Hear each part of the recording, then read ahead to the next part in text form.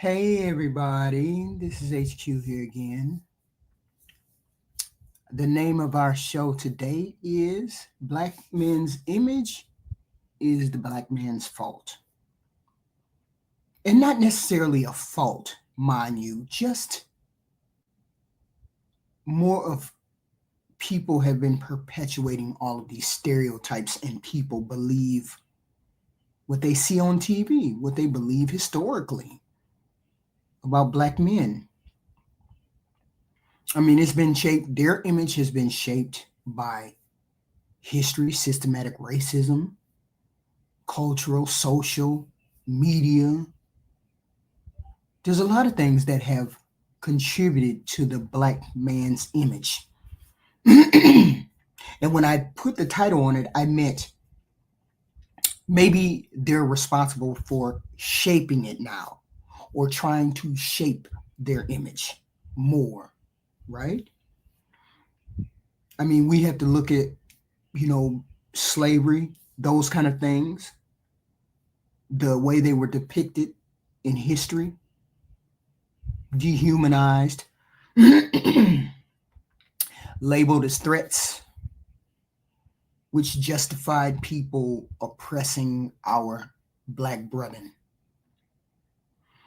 Jim Crow laws portrayed black men as brutes and savages, Sambos.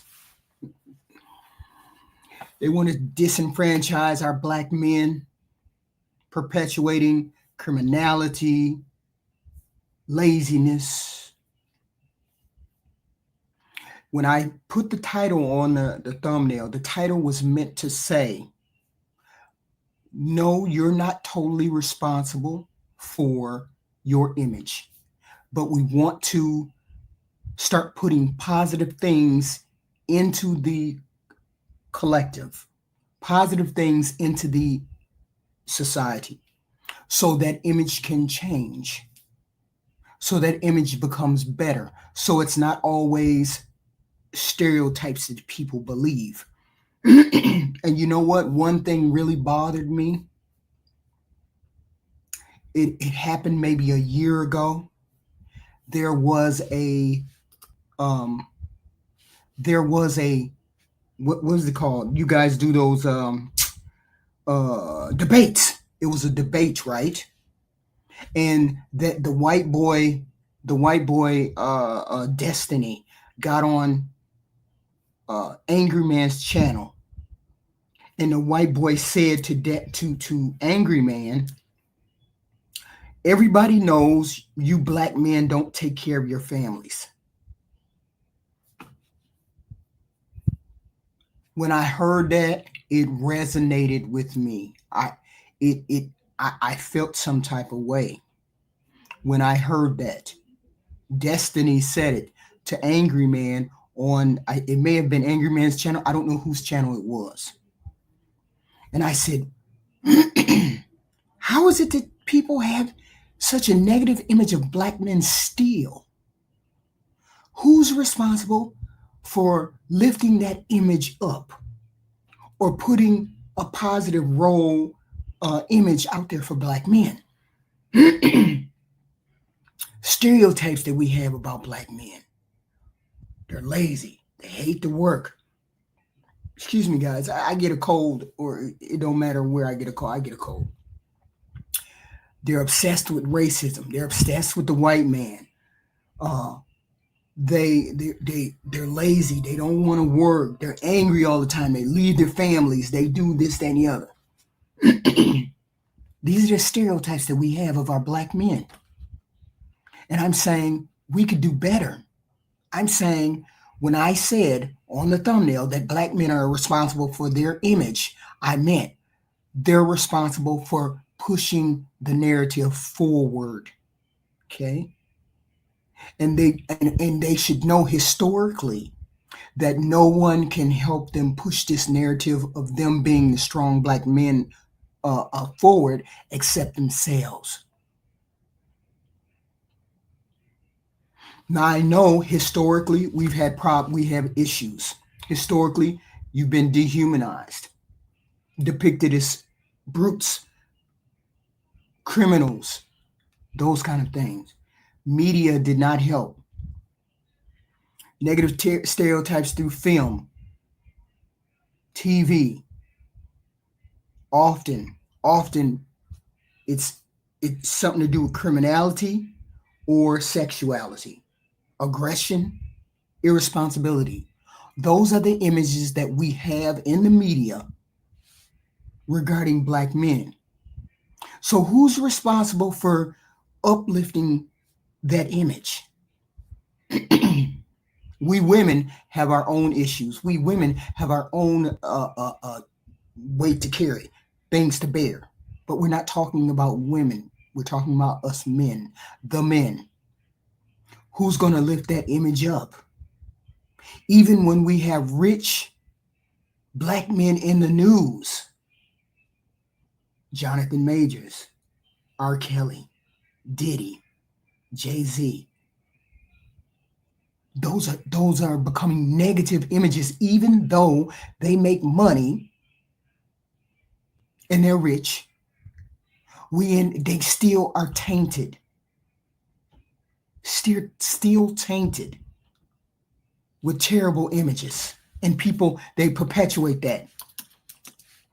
Please hit the like button when you come in the door. Super chats. The like button is free. Super chat here, there, everywhere. Please help support the show. Please help support the show. Right? It's always, Black men are always seen through this lens,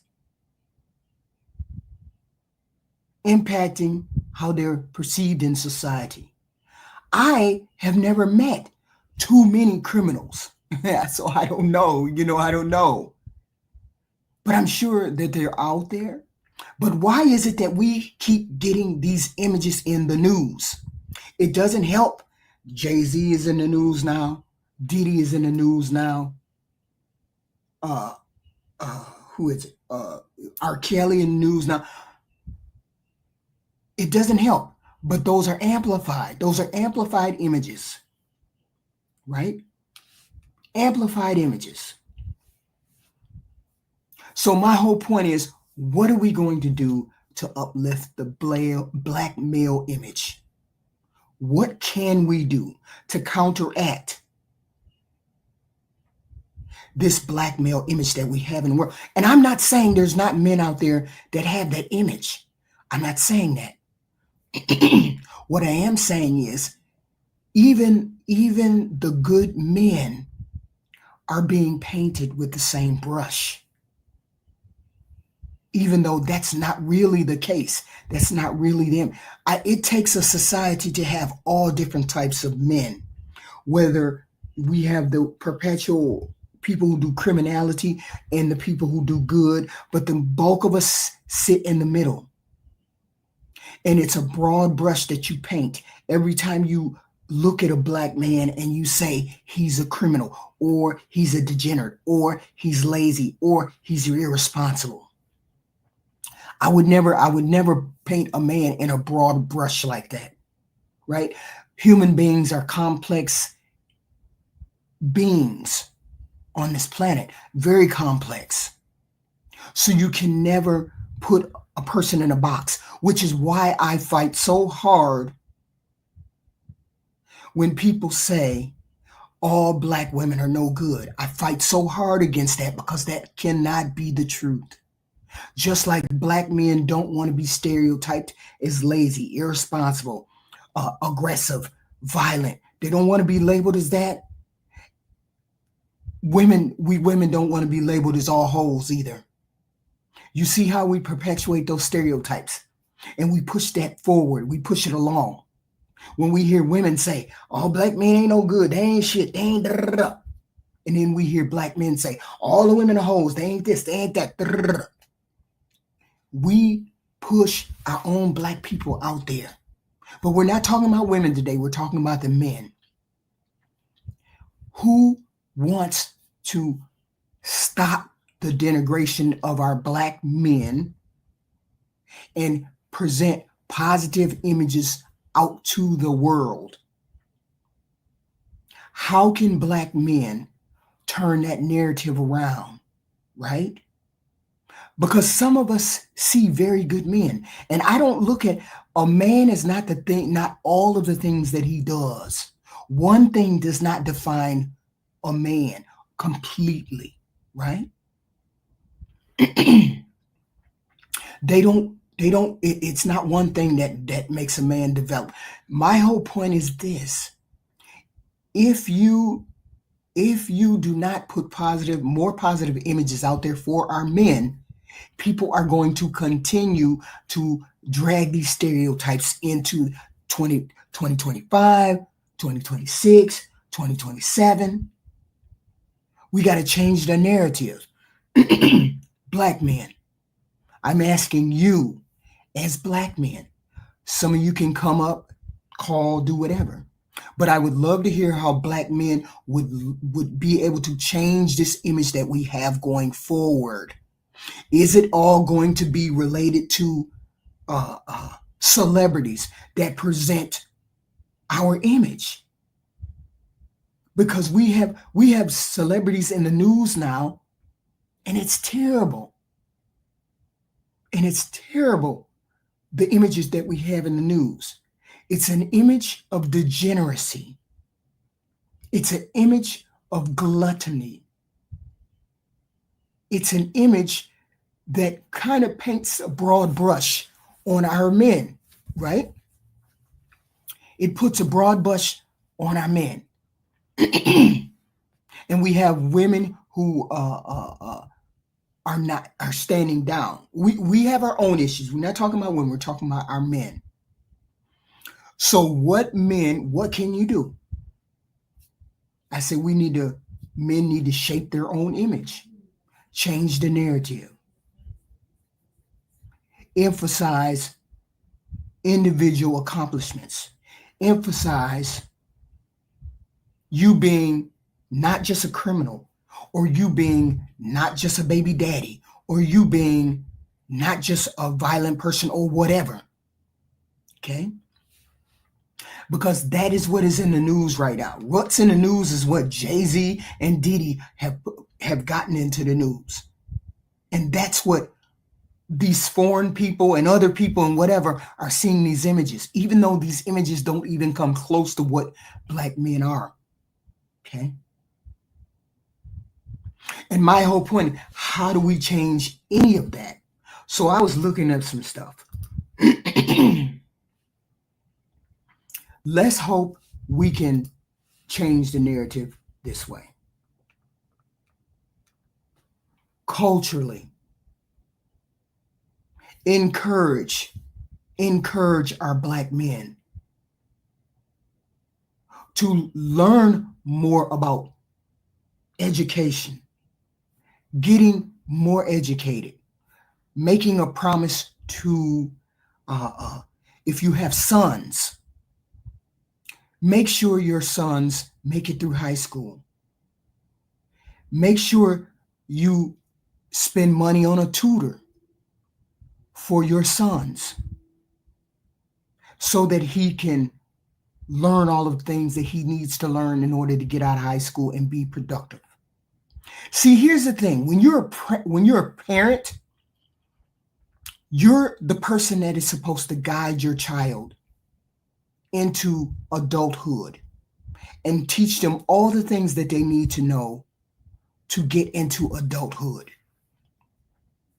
Okay? And these are the lessons that you're supposed to teach your child. Even though you don't have time, I get it. People don't have time to do that. You don't have the time to grab your son's hand. You don't have time to grab your son's ear and say, hey, get in there and read. But it's got to be done in order to change the narrative of our men don't know how to read, or our men don't know how to speak or communicate, or our black men don't know how to relationship, don't know how to navigate violence or anger or this kind of thing. And I get it. We're still going to have people who fall into that trap. We're still going to have men who fall into that trap. But we're trying to put positive images out there. So I want men who have some ideas of what to do, how to do, when to do, to call or come on the panel and say, hey, this is what I think we can do. And yes, we are want to be more responsible for the image that we put out there. Okay? We want our men to be more responsible for the image that comes out there. Okay, then the first thing, G Honda, we have to do is get men to stop calling women 80% whores. Okay? We cannot survive with all of the people turning around. See, here's a lot, and I would say, you say more married families is the key. Okay, fine and dandy. Then you men who get your first woman who get you get pregnant, then you need to marry her. Hey, Rose, Steamatic. Then the first woman that you get pregnant, then you need to marry her. Okay, so that we're putting out positive images in the family. And you let that person know, I want to do this, and this. Well, you ask me. Those 70% of Black women didn't get pregnant on their own. So either you're going to stop having sex without protection, or you're going to start marrying the women that you get pregnant.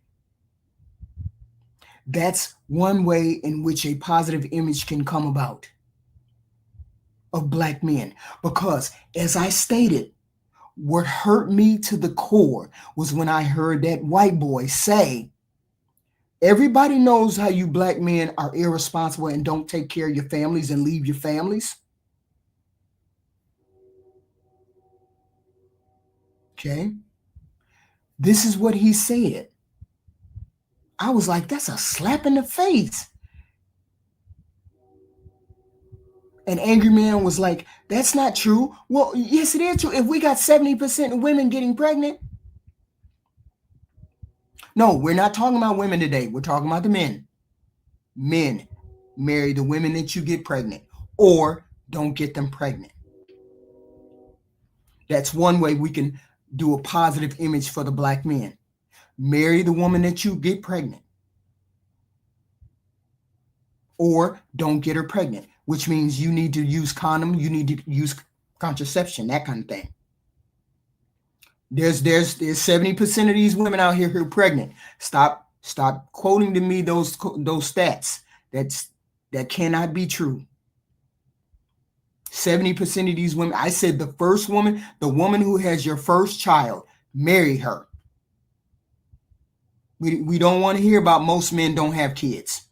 70% of women have kids. Marry the first woman that you get pregnant, or start wearing condoms and don't get her pregnant.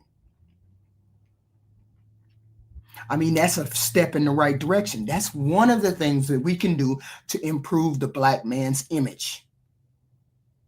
Don't support degenerates.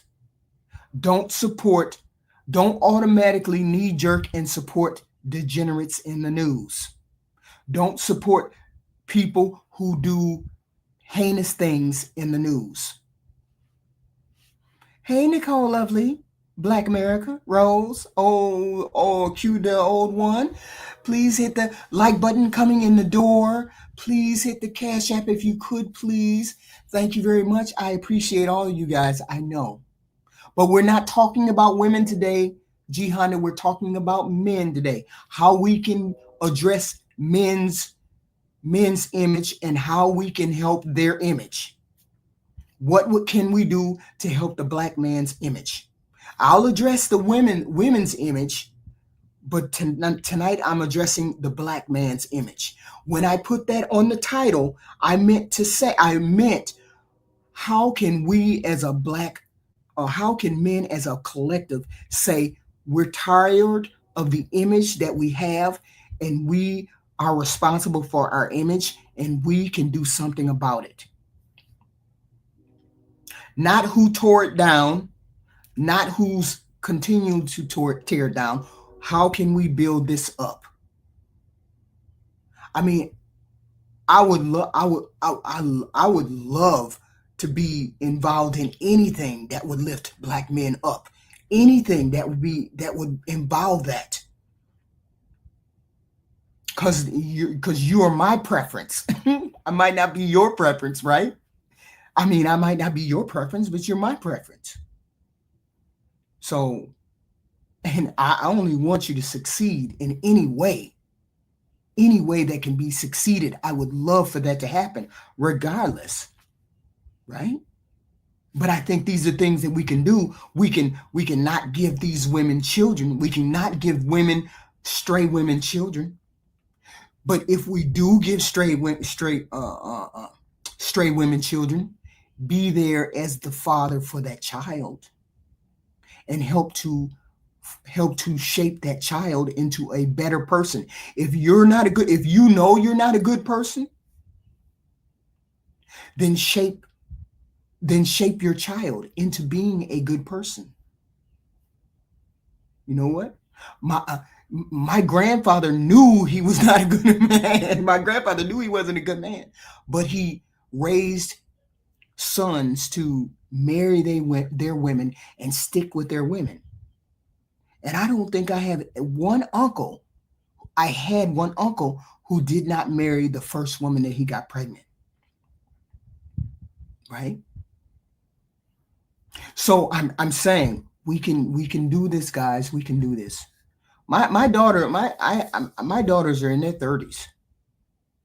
Right? They're in their 30s. So what else can we do? The black men are the most involved. I'm saying be involved for real. Not on a be involved for real. Right? I'm saying if you can give, see, the way I look at it is, if I don't live with my child, I at least want to make sure they have a phone or an iPad in which you can talk to that person or that kid every other day. Talk to the kid every other day, especially your sons, especially our sons, because our men are going to be the salvation of us rising.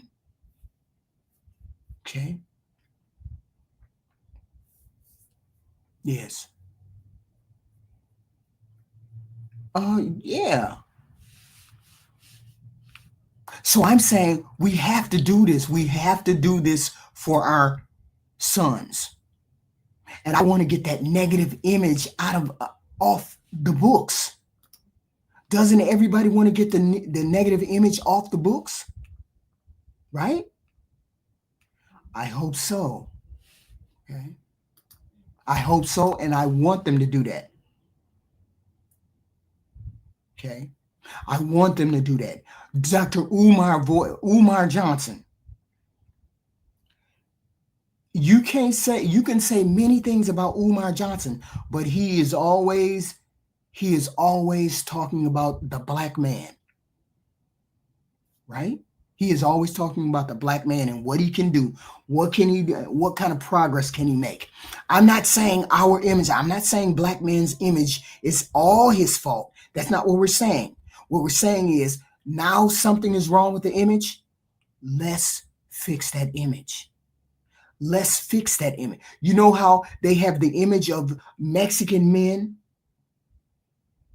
They're worker and they send their money back and they do this and they do that. We're looking for something positive in the male image. Somebody give me something positive that they say about black men, other than they're athletic. Other than they're athletic. And that's what we don't want. We don't want just to be our black men just to be athletic. We want you to be somewhat on the right track, maybe not intellectually, maybe that's pulling it a little too far. I don't know. I'm saying, what ideas do you black men have that can put the stereotypes down to the side and then rise up with a better stereotype. I want to be known as a smart black man. We want to be known as leaders. We want to be known as people who get things done. So I'm saying, how can that be? How is that possible? What I'm saying is, how can black men push a better image forward? We already know what the stereotypes are. The stereotypes are lazy, don't want to work, physically aggressive, violent, sexually deviant, all of these negative images. We already have those. I'm saying, what are some positive images that we can start to put out there for our black men? We have to start with our boys too. We have to start with our boys. And I'm talking about boys today. How do we strengthen our boys? How do we give them a solid foundation to walk on? How do we give our boys our future? That's enough. What do you mean that's enough, Black America? Come up and explain yourself. You have a lot in the chat. What's going on? Right? And my father was a I don't know how to I don't know how to say what he was. You know what I'm saying? He was a regular guy who had a regular job.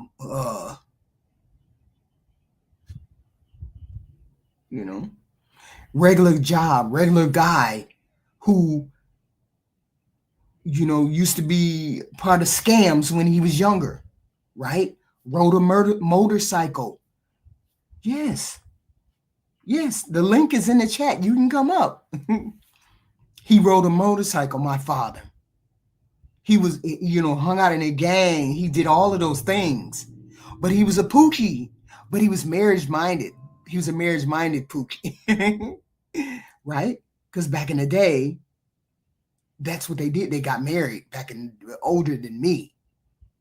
Okay. And my husband was also a pookie, if you want to put it that way. But he was also marriage-minded, right? Because I was like, family gets married. I don't know what your family does, but my family gets married, right? Hey Jay, how are you? HQ, how you doing? How are you? Today I'm on my positive black male image day. I want to hear. We're not talking about the ladies. We're talking about the men. What can we do? What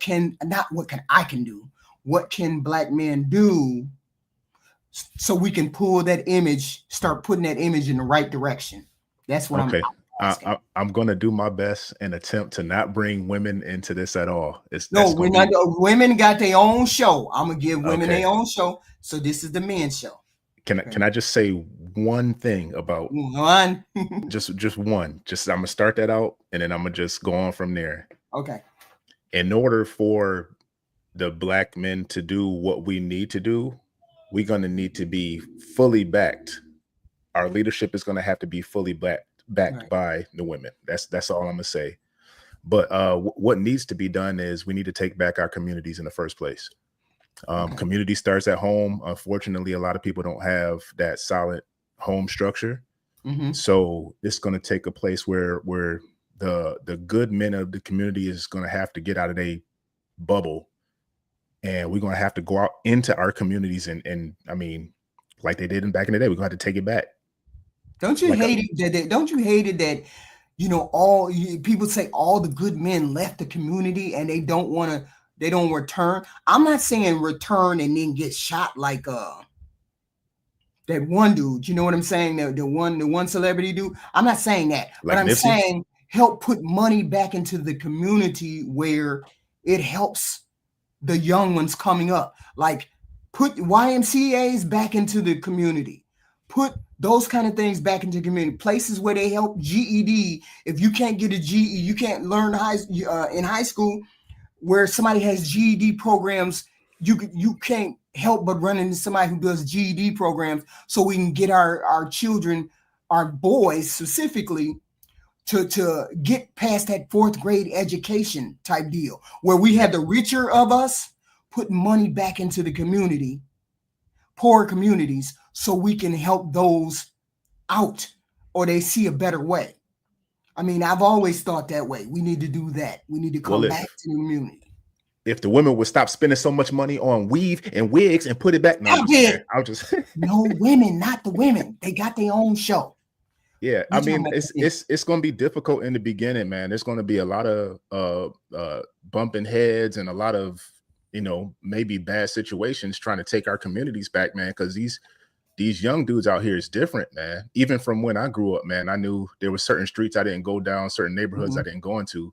But now it's whole cities that's like that. It's going to be crash out dummies everywhere. So what would be one positive thing? If you had the money, you had unlimited money, what would you do to change the dynamic of Black boys in your city? Oh man. This is unlimited money now. I know, but I mean, I'm thinking about people's mentalities. And even if now, like people don't listen. So to try to put, like, my community center in Buffalo, it was a Kensington Bailey Community Center. It's attached to the police department. Okay. It's supposed to have state of the art, yada yada yada. And this is from when I was in high school, the gym and everything. People still did whatever they want to in the community center, and it's literally attached to the police station. So no matter what you do, is people still going to act the same way. So I'm saying, that's what I'm asking you. I mean, even if I could throw all the money in the world into a situation, and I mean, I don't think that's really going to change anything. So money is not it. I think this generation now, and this might be sad to say, but I think this generation now is a wash. We got to start from the young ones and start like before they get like and the impression put on them from this generation. Because even now we see videos of little kids, little girls twerking, little boys. I saw these little boys pull up to the guy's car saying they was about to do like showing guns and stuff. Like, yo, how do we stop that? So you think it starts with the daddy? And I'm talking that this is the most extreme level. I'm talking about the most extreme. Because you think it starts with the daddy? I didn't say that. You told me not to talk about. I said daddy. The women, though.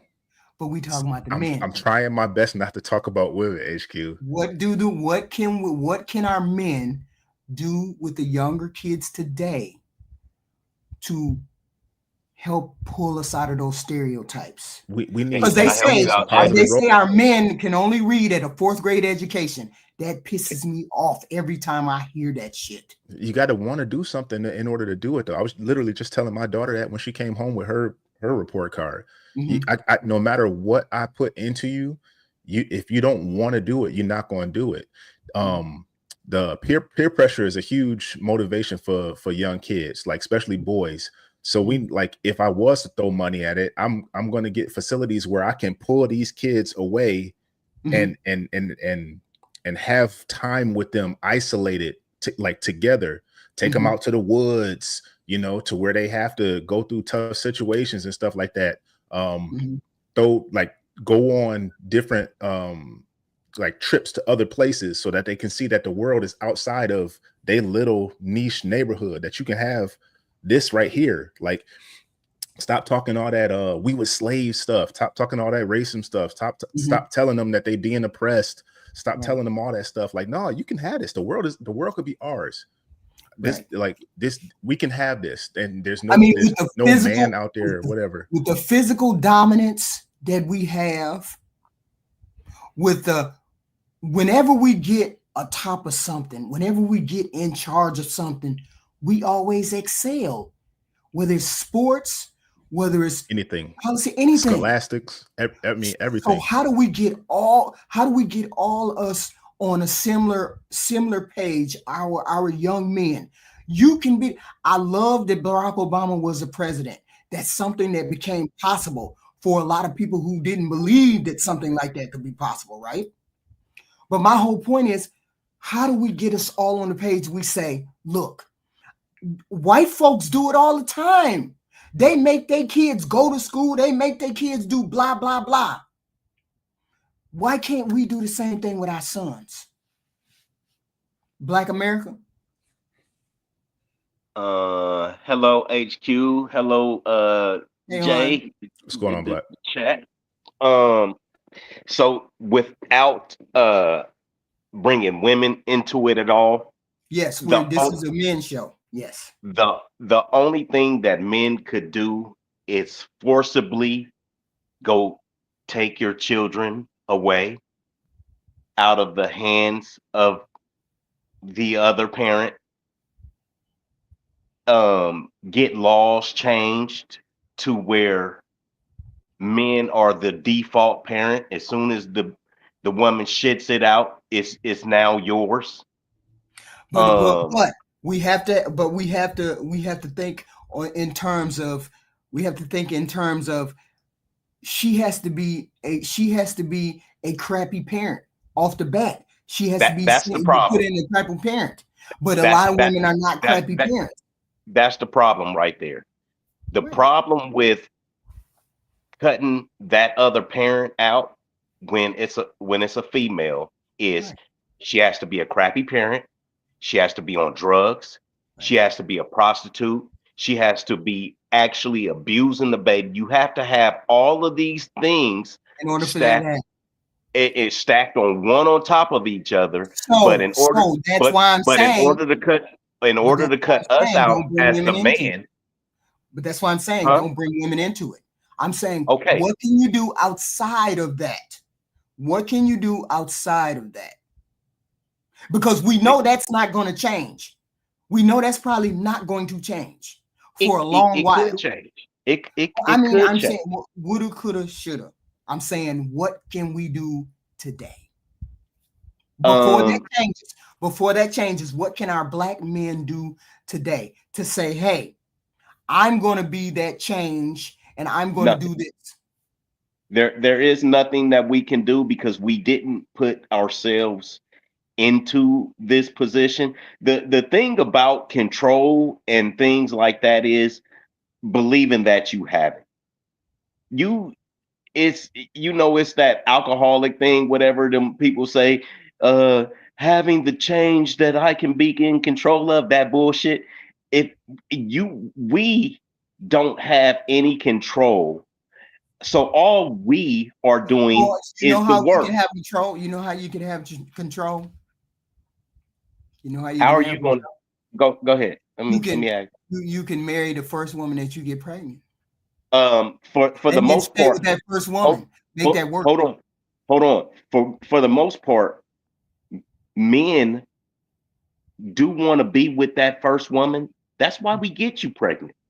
That's why we attach ourselves to you.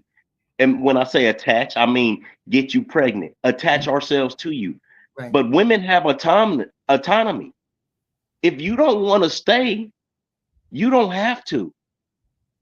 You can leave anytime you want. We cannot club you over the head and make you do anything anymore. So I don't necessarily agree with that one, man. So how do we make it work? You say you don't agree with it? No, because it's I mean, you speaking from a place where like we're not a monolith. There's dudes out here that just want to they just want to get something wet, man, and they don't care about the consequences. There are those guys out here. Okay, so you have spoken to those guys that just want to get something wet and go from there, and that's what they have said to you. I see it all the time. I see it all the time. No. That's not what I'm saying. I'm not saying what you see. I'm saying a man, a young man, old man, any man has actually told you that I'm just no. That's not what I'm saying, brother. I judge people on their actions. I mean, no, Q. I got to see your picture first before I let you up, because I don't know. I don't know the name. It's not the actions, Jay. And let me explain to you why it's not the actions. Right? Let's say you You meet a girl, y'all 17, she's 16, whatever, y'all fall in love. Y'all And I have a want to get kid. something wet. Okay, boom. Now you fall in love, have a kid. Who Oh, I says I want fell you in to love be with her? She had a big no. old booty and she liked Okay. me. Well, whatever it is, Jay, Right. you know as well as I know. I don't know. Maybe you just a handsome, sexy motherfucker, Jay. No, I'm not man, that that's you. handsome or sexy. Okay, so we so we're pretty similar, man. We got hey, similar features, man. So, so when we get a woman, we know for the most part we want to hold on to that woman. Am I lying, Jay? Do we just trade women in? to a certain Are extent, you no. exactly Yeah, because we can't just trade women in like that, and until that's something what I'm else comes saying. along, potentially. Exactly, which is far and few in between. We're not Shamar Moore and we're not Morris Chestnut. We are not men that can just walk outside and women throw their panties at us. Black, Okay, black. we what's How happening? many kids you got, man? I got a He bunch. better stop playing. Come Yo, on, man. yo, He but on that other end. You on that All the end. Stop women wanted playing you. like All that. those but women wanted you. but that is because of who I listen.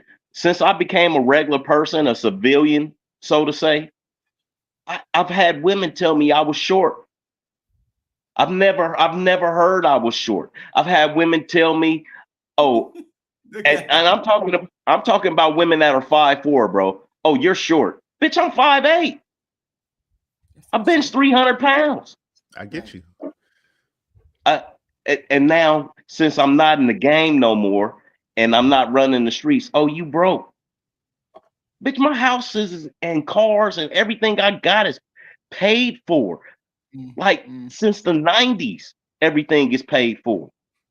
But since now I'm a regular person and I'm not in the streets and I'm not riding around with a heat on my dashboard, right? And I'm a regular guy, women look at me like, oh, you're nobody. And that's why I'm saying when as a young man, when you get a woman, you want to keep that woman. Then if that woman starts to trip up or change on you, then we have to look elsewhere for another woman or try and get something else. Other than that, Jay, we get a woman, we just want to put our feet up So and be why comfortable and can't go we to work resolve every that? day.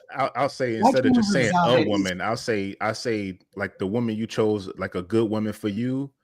If that's the case, if she's for you, then yeah, I can see what you're saying. But that's not. I wouldn't go ahead and give that a blanket, swipe across for every situation. I just can't. Okay. I just can't. I mean, you. Hey, I'm hey. just saying, we would just imagine if every man married that first woman who he got pregnant, married that first woman, and try to make that particular situation work. Get I'm married, saying then get pregnant. get married, then get pregnant. So I'm saying, how can we make our image of black men better? We want to be able to put family, marriage, we want to put family and marriage back on the table. So are we Yeah, I don't saying maybe I don't think that. marriage when they're young, or how do we do that? Do Well, we encourage people to get married young, or we don't do that? yeah, well, you do, but that is not the goal of damn. It's hard to do this without bringing the women into it. So this is what I'm gonna do, HQ. What I'm going to say is the men are doing the work. The black men are making more money than they ever have, right? Right. The black men, as far as when it goes with out of wedlock children, the the the birth rates for the men have declined, right? They have like I said, they have 1 million children less than the women in the community, which means the women in the community are having babies from a lot of outside races. Um, instead of 1 in 3 going to jail, it is now a 1 in 5 that may go to prison. So black men are doing the work. If Right. people don't want to accept the work, Right. it's once again, it's not us that put us in this situation, because it wasn't us that say, hey, look at me, I'm being the bad guy. It was Mhm. somebody that was supposed to be holding our hands saying, look at this is the bad guy. So And our they board. and that person has been in charge for a long time. So it's nothing that we can do. So we're saying, so you're saying they got to take, Jay is saying we got to take back the community.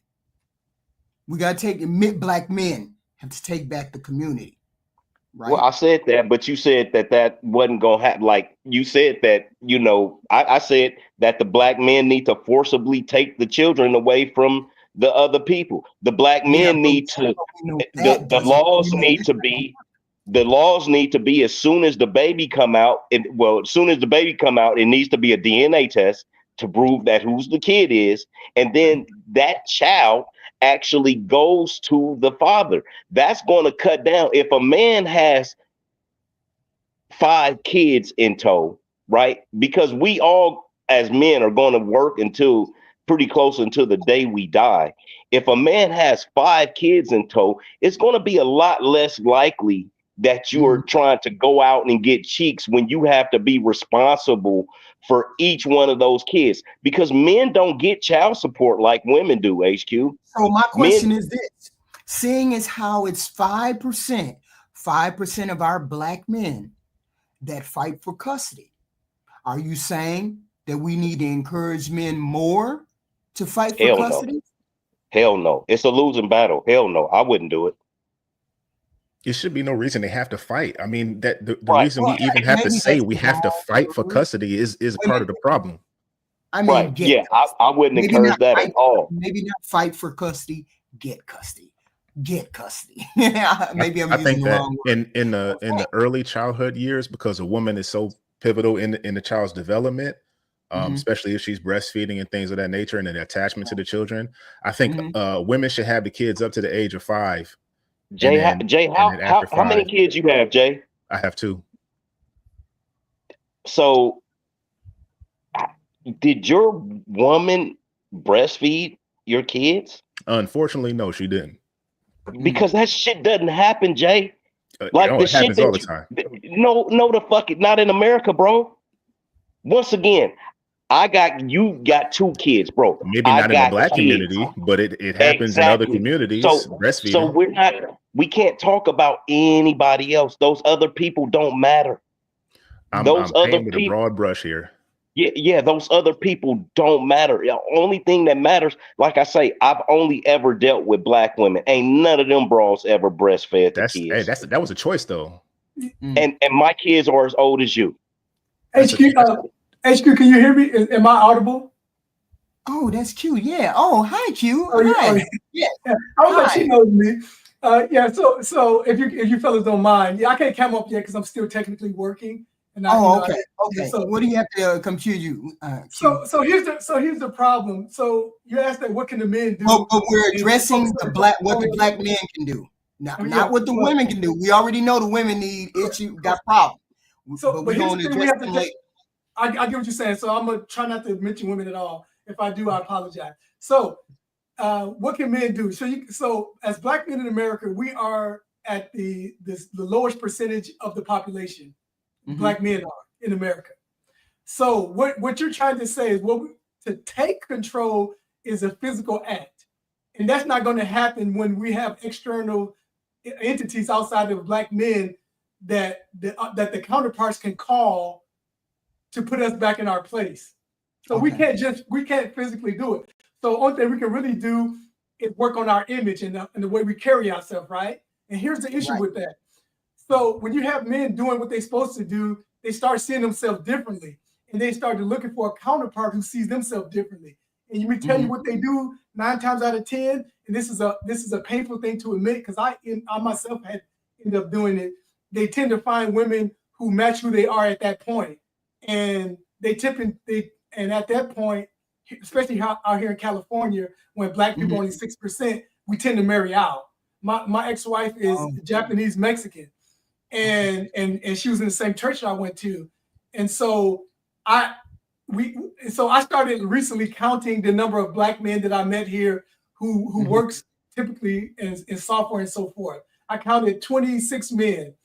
Most of them 5'8". Shout out to Black America, because I'm 5'9", Black America. I got you by inch, Pam.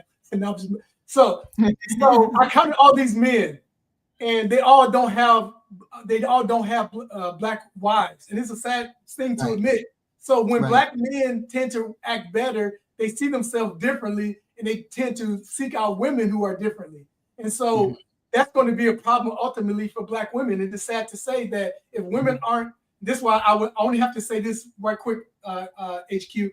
If women aren't simultaneously making themselves better while the men making themselves better, once the men become better, they're going to seek out companionship of those on their moral and intellectual, moral level. I won't say intellectual because that's kind of sort of irrelevant, but on their moral level. And that's the problem. So it has to be dual-sided. Both genders have to better themselves at the same time. Right. But when men do it, if the women aren't ready, the men are going to pick the available wife that's ready to move down the road. Right. And I mean, and that's perfectly logical. It is, because we women, we have hella issues too. Hella issues, things that we need to address too.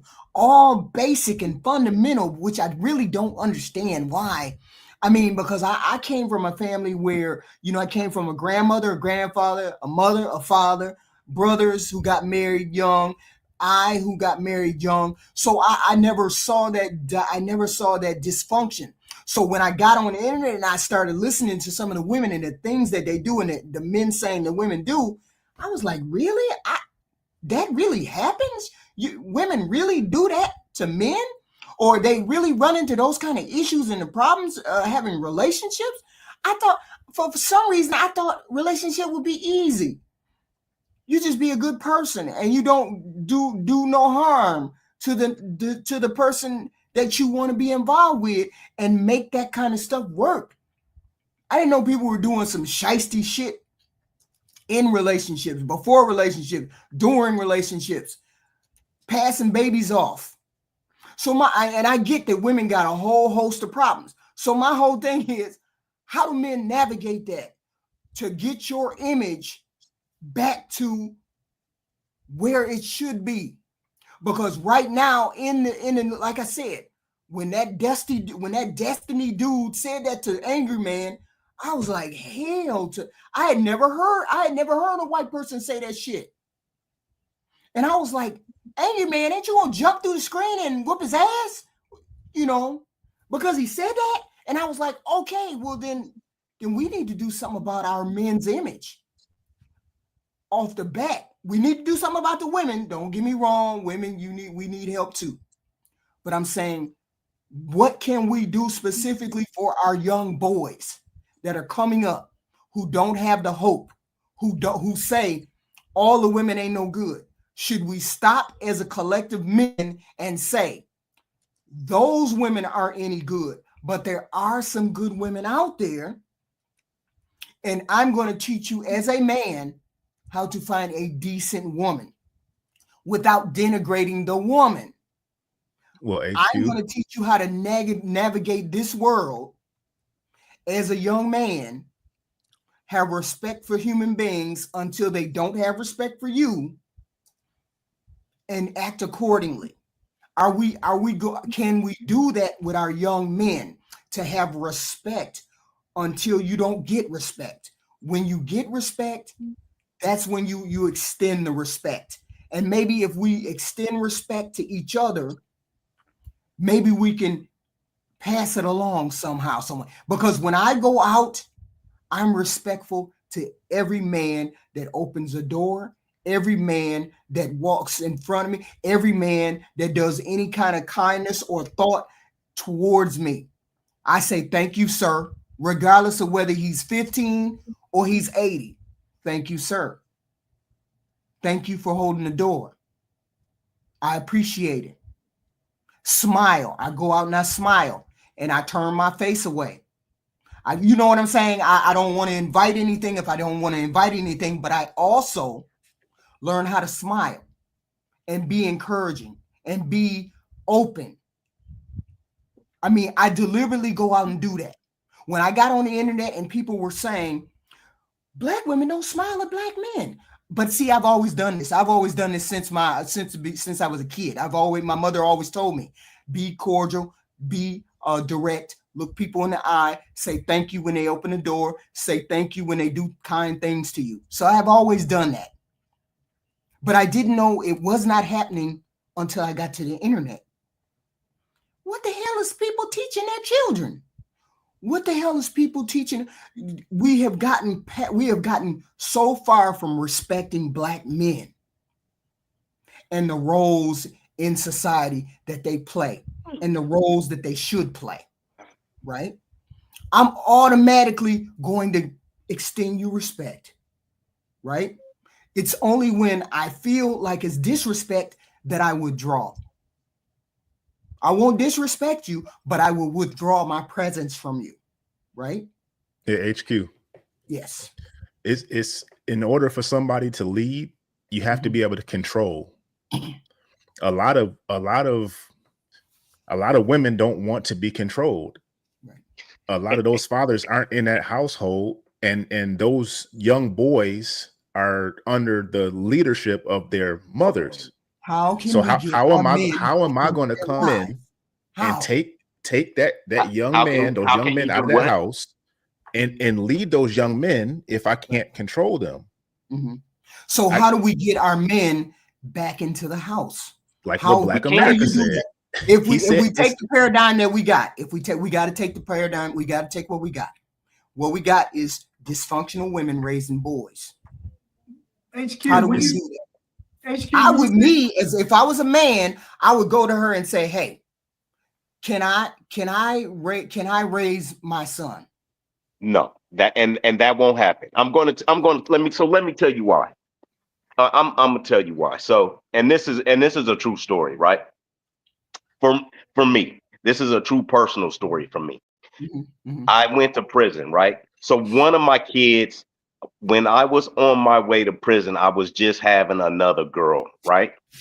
Mm-hmm. And she was born with like a deformity on her foot.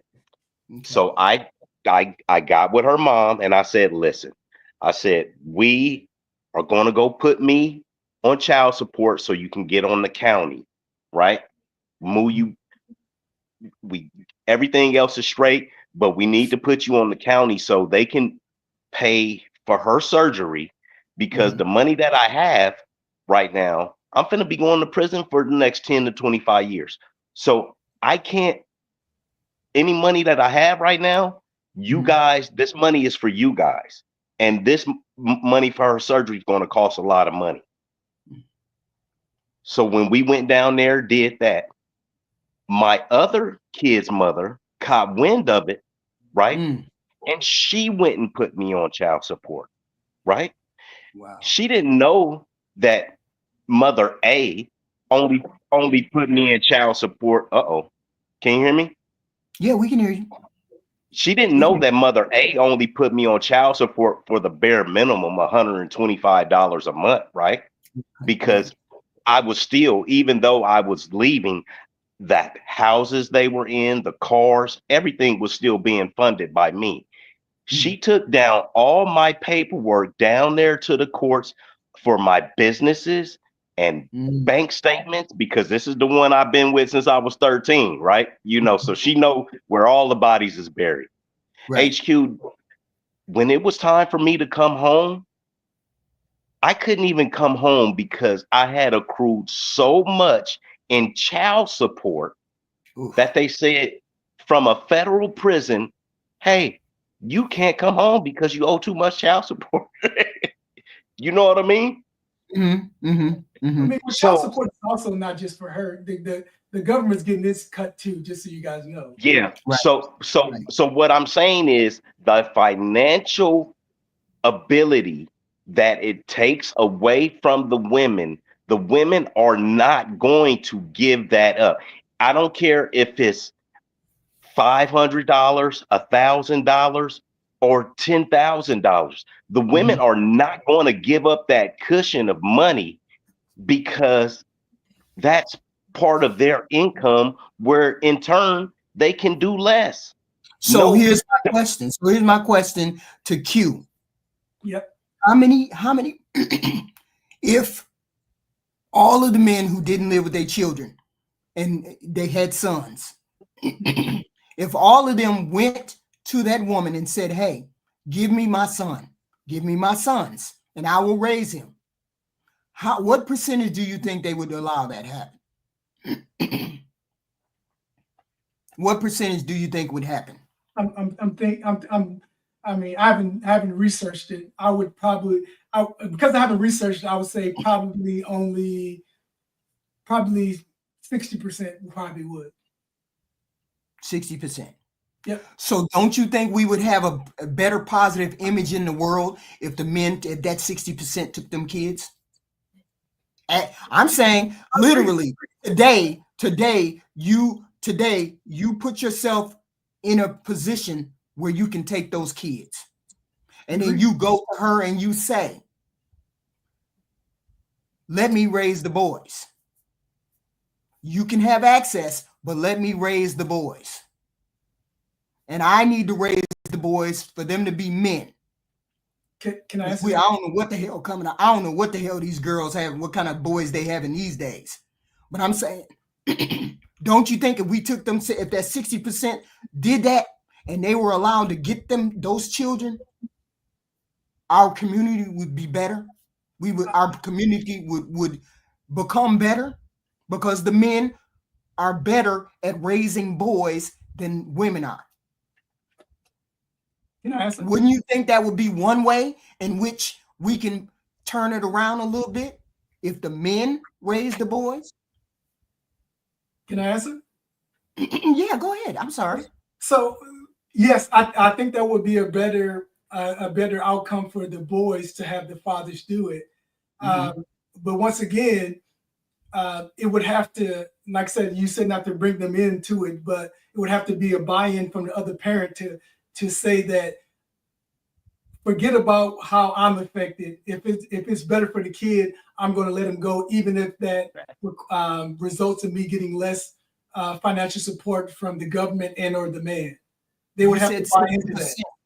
So are you saying 60% would allow it to happen, or 60% I'm saying 60% of the men. I think 60% of the men would opt to take their kids if they could, without, right. If there's no court, you didn't have to deal with the court, because all this stuff costs money. Just so you guys know, if you're fighting for custody of your kids, it costs money. It's not even fathers who got married and stayed. It's all costs money from the man's perspective, and it could be. But what if we encourage that one little thing? We encourage that one little thing in our society. If you have boys, let the man raise without going to court, without doing all that shiesty shit. It would be better for both. I think it would be better for the child and the men. I think it would make the men who are stuck in a maturation process. It would help them grow up a little bit more, because now they know that they have the kid. See, when people don't have it, they can choose. They can live their life differently if they know they don't have to worry about the kid. But when the kid's there, and they know that they're also legally responsible for watching the kid now because the kid is in their possession, they will act differently. I've seen it. I've had friends in Albuquerque like that, when unfortunately, the wife had died, or not even wife, the girlfriend had died, because in the hood it's just the way it is. They died and they got the kid, and the dude he was just a different dude.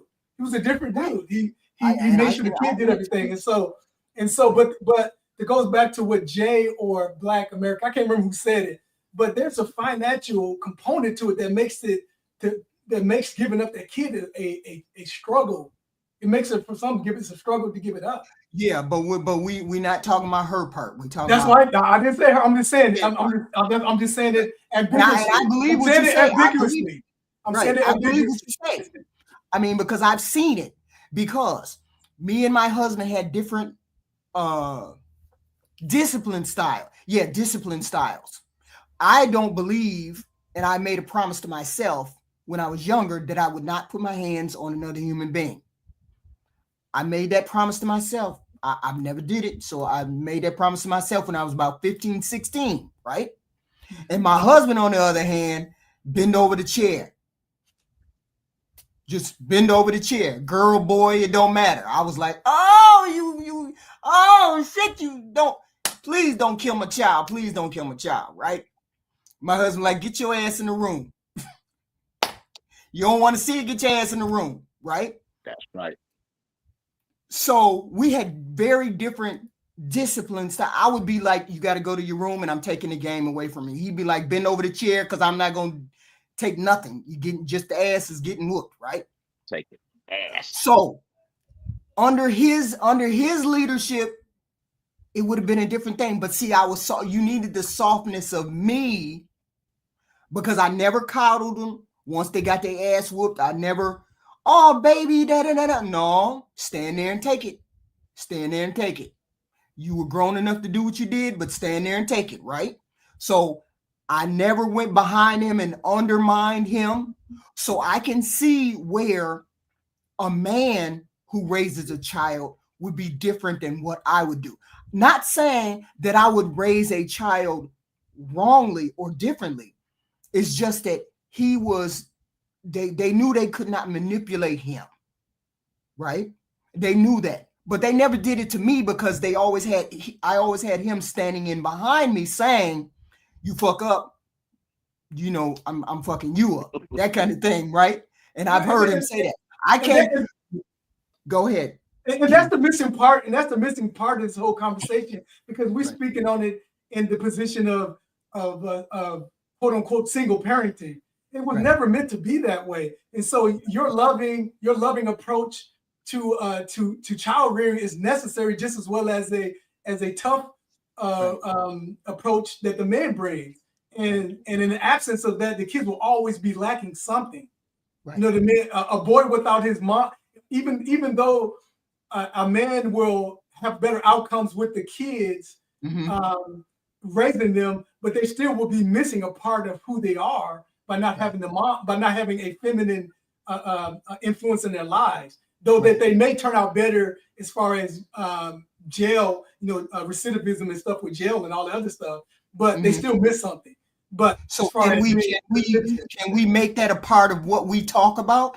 Can we say we're going to encourage men to have a more active role in their children's lives, like a more active role, as in, have you put yourself in a position to when that child, you can take that child and raise that child if something happens? But here's the problem, though, HQ. Here's the problem, though. I get what you're saying, but we forget that one man can impregnate 50 women, 75 the one got out down there in Louisiana.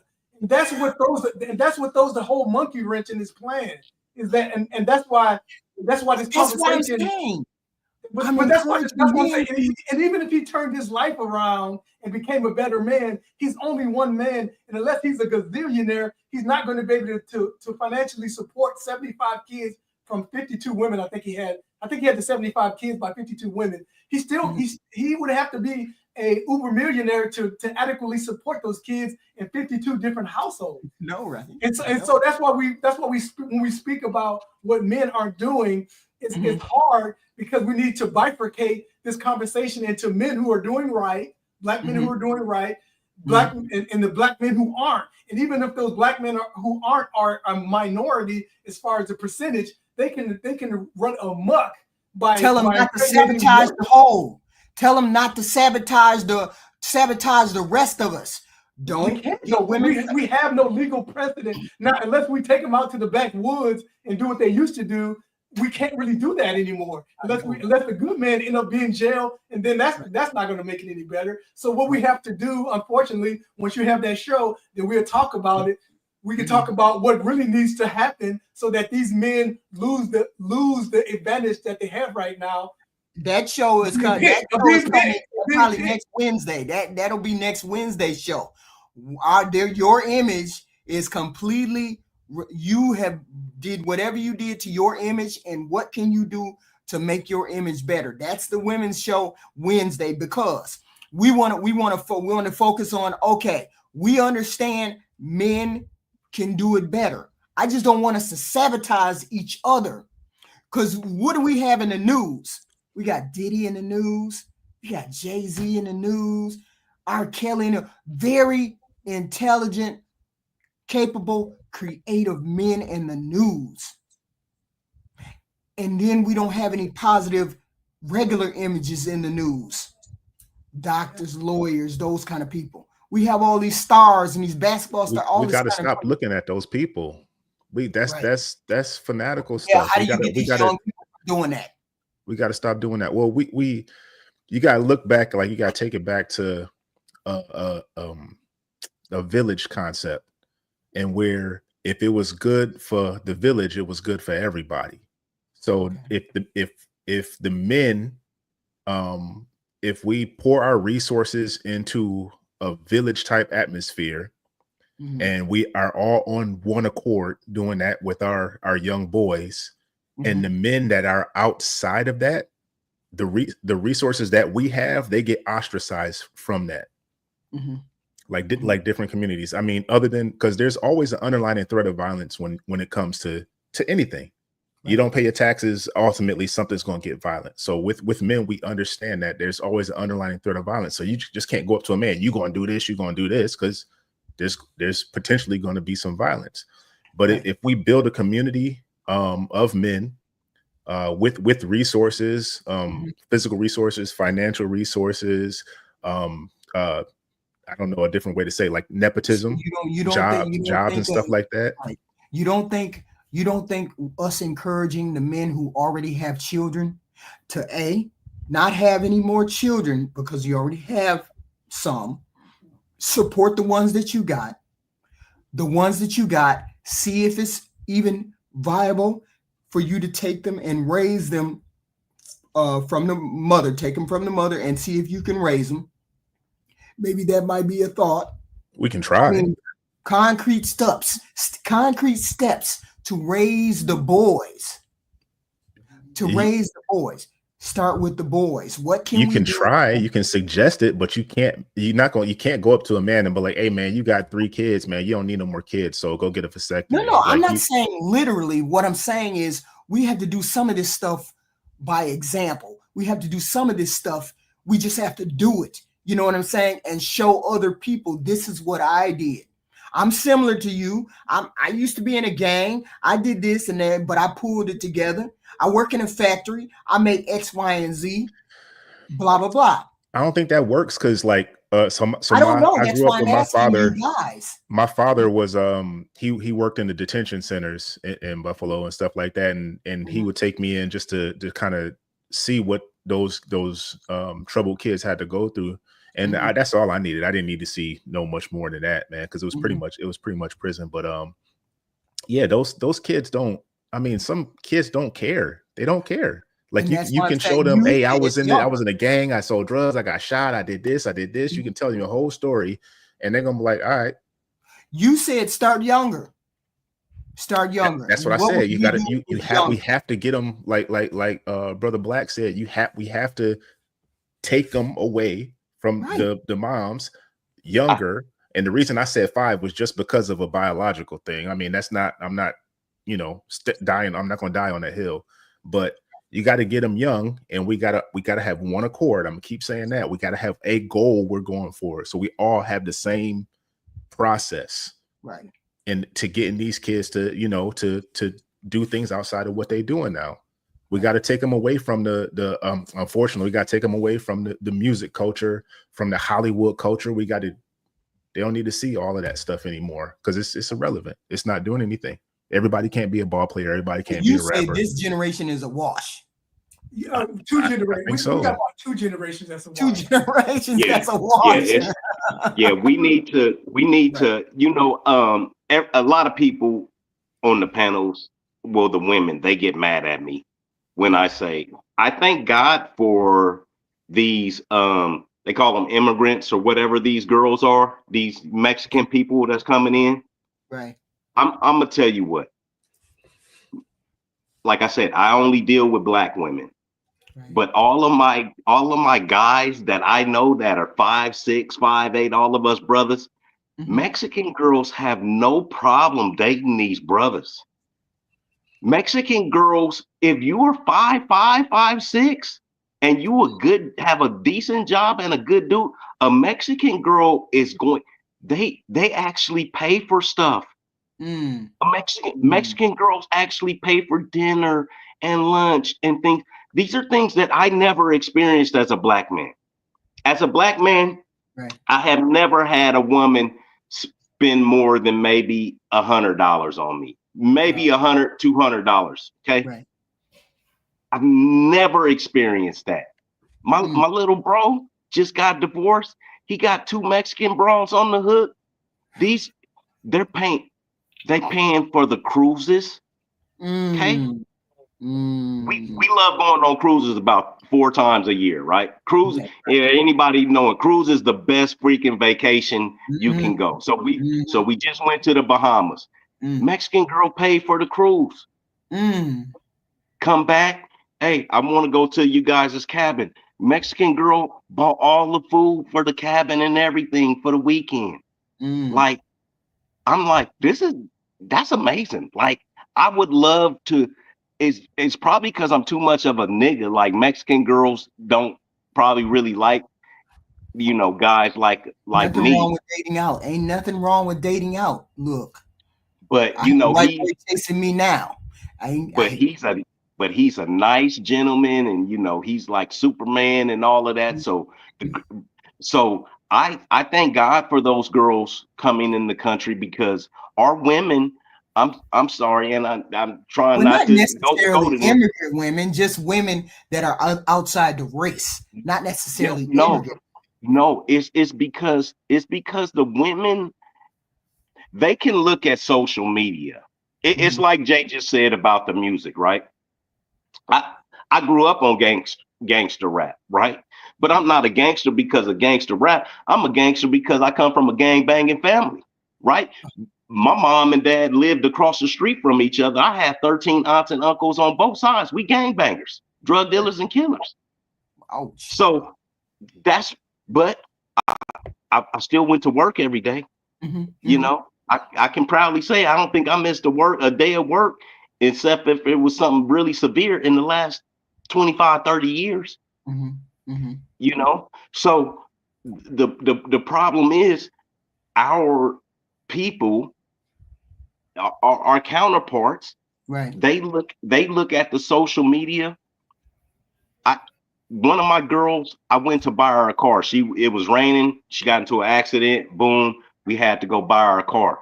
So I went and got her a new Sonata. You know what she told me? She told me, this looks like a NBA player's baby mama car. Well, baby, I never even played in the NBA.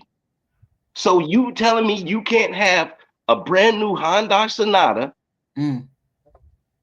and you need something? You need a Lexus, or she wanted a LS 460. You want a Lexus? This thing got 100,000 mile warranty on it, bumper to bumper. Right. You know what I mean? Like, this is a good car. This looks like a baby mama of a basketball player's car.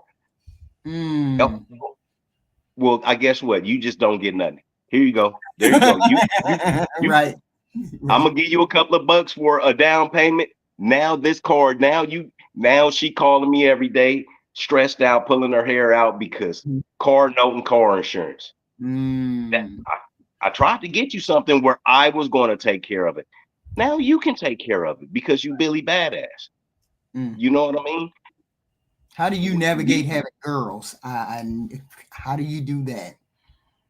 Because I have a very low tolerance for anything. All of the women in my life know that I will stop talking to you from anywhere from a week to 6-8 months. I stopped talking to people for years. I have little to no tolerance for anything, and that's what makes me, have a good thing with what I got, because I don't care if you do something I don't like. Okay, I don't ever have to talk to you again. I'm one of those people. Right. If you ever seen that movie Heat, be able to leave a place in 30 seconds and never go back to it. That's me. That's me. I can. Right. I've been kicked out of the best places in the world. I can never go back to your house, and it wouldn't matter to me. I know that's right. Q. What's that? Huh? I was finna ask Q a question. Go ahead.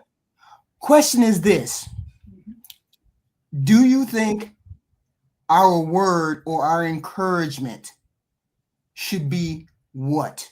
What would you do to improve the male image? If you had a choice, if you had unlimited money, you had all of that, what would you do to improve the male image? Well, personally, I think money, if money was the end all be all, we wouldn't have R. Kelly and Jay-Z and the issues that they're in. With that being said, I don't see us coming out of this issue without creating the family first. I don't ever see us getting out of this situation without bringing families back, intact families. I don't see how it's ever going to work. But how do we do that? That's just me as an individual person. I thought about this for months and probably a year now since speaking with Gavin Mr. Walker and you two. I don't see it working without families. So how do we do that though? How do men help bring back family? How do the men? We understand what the women need to do. Okay, I would tell you this. I would tell you this because I think Black America triggered something in my mind that I remember.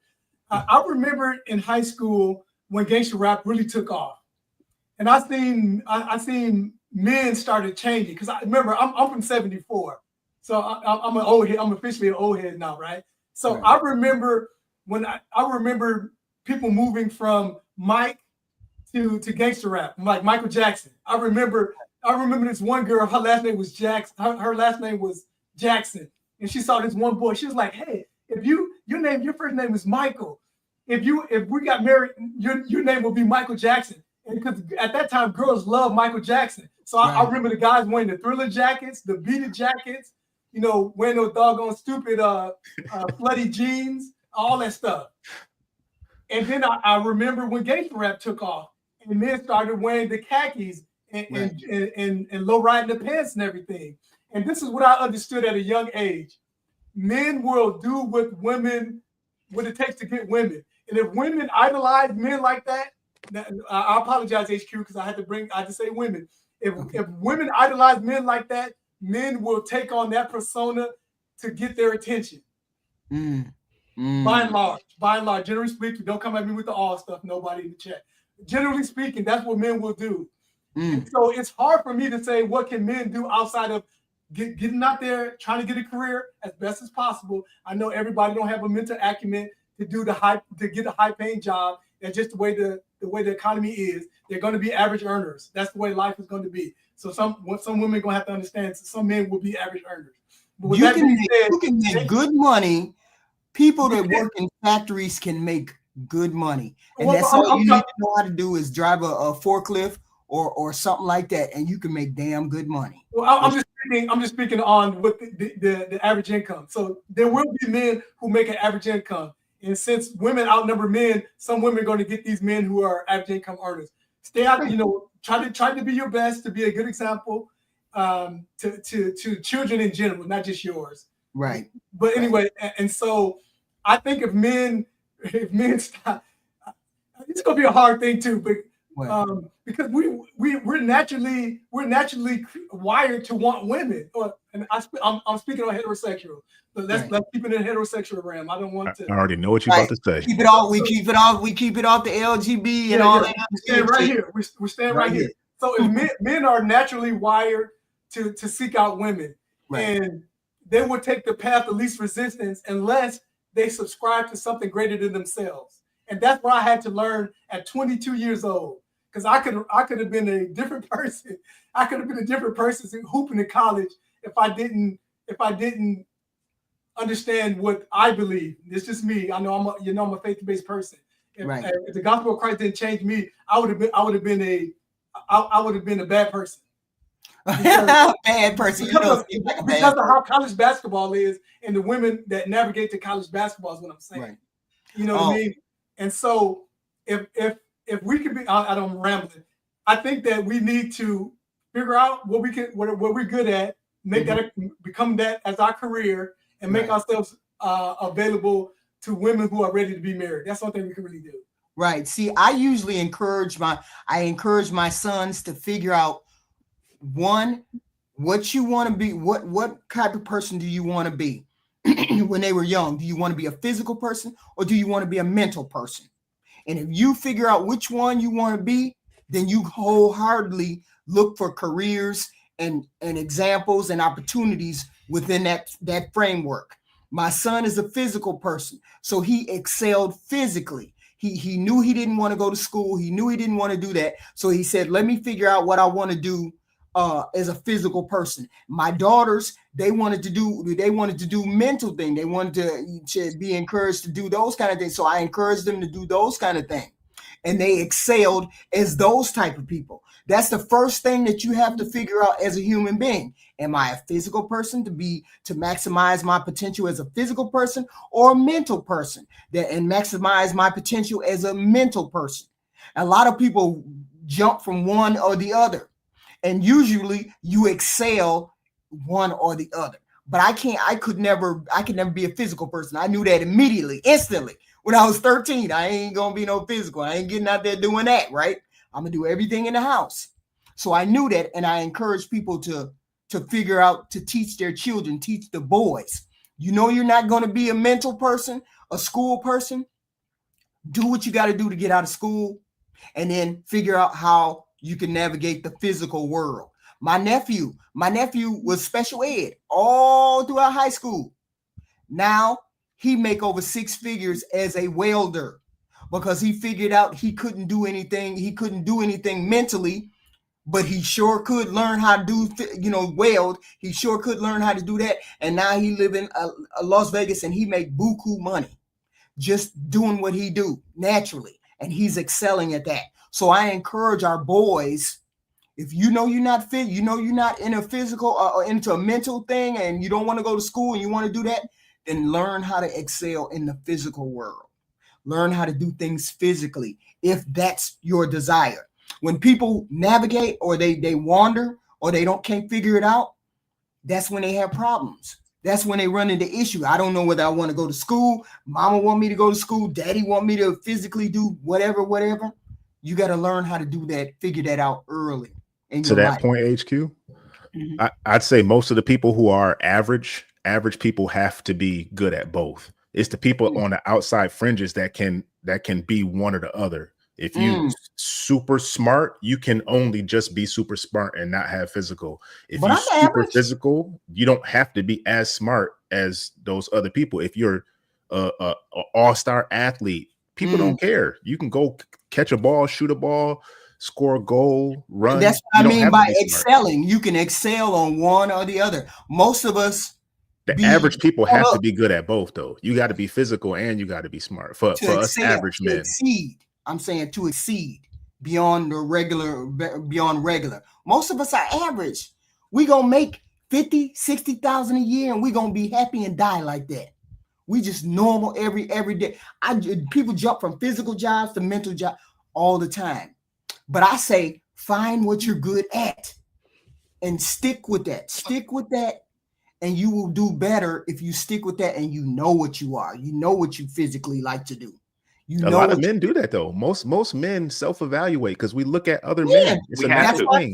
Women don't do that, though. Women don't do that because they're used to lying to each other. That's why I just said to you. I knew that I didn't want to do no physical stuff, but I did the mental stuff. Whatever came that way, mentally, I did that. But if I would have been physically challenged in that way, I probably would have went that way. I was either or. But I'm saying, as I grew as a mother, and I realized my daughters are girly. My son is like really hardcore, like punching policemen hardcore, right? I had to figure out which one, I had to encourage, one way or the other with these kids. And I think people are lost out here. They don't know what the hell to do and how to succeed out here. I want the boys to succeed, because when the boys succeed, he can pick the woman up. He can help the woman thrive too. But ain't no man gonna follow no woman. No real man ain't gonna follow no woman. The men have to be the ones to rise and bring the us with them. It can't be us trying to drag y'all because you ain't gonna come. You understand what I'm saying? Men, women are, you're not gonna follow us. You don't want to follow us. You want to be the ones to take control of the situation. So that's why I'm encouraging the men to rise up and do what they need to do, because they need to come and get us. Well, You're not gonna follow.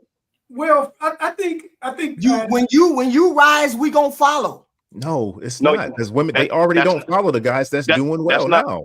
That's not what's going to happen. That's not what's going to happen. So where we start at? Do we not do nothing? We have bad followership in our community. But y'all got to do something, right? Hold on. This is what the problem with. People say you guys aren't leaders, right? You can't be a leader if nobody's going to follow you. You can't get people to follow you if you are not absolutely intrusive, abusive, commanding, and demanding. Which means if you walk onto the playground and you got a ball and somebody and I walk onto the playground and Jay comes and takes my ball and makes me sit down and watch him play basketball for the next 5 hours, nobody's going to respect me. But listen, it has to be blood out there on the court. And then listen to this one thing. If you stand on a hill as a man and you have standards, boundaries, and expectations, if you stand over there, all of y'all stand over there and you drag the boys over there, and all of the heathens and all of the females and the bimbos are standing down at the bottom of the hill and they got to reach for you, but you saying no way. If you ain't got a nice dress on and some heels on and you ain't acting like you're supposed to act, I don't care about that shit. Women gonna have to follow. You really don't understand, do you, HQ? Y'all saying they won't do it, so I'm saying they don't have to. They don't have to. This is the whole thing about it. HQ, you may not have a job now, but you have had a job, right? Right. So you don't need me to help pay your bills, right? Right. So if you have a job and you smoke weed and I say, hey, baby, I don't smoke weed, so you need to stop smoking weed. Do you know what most black women will say?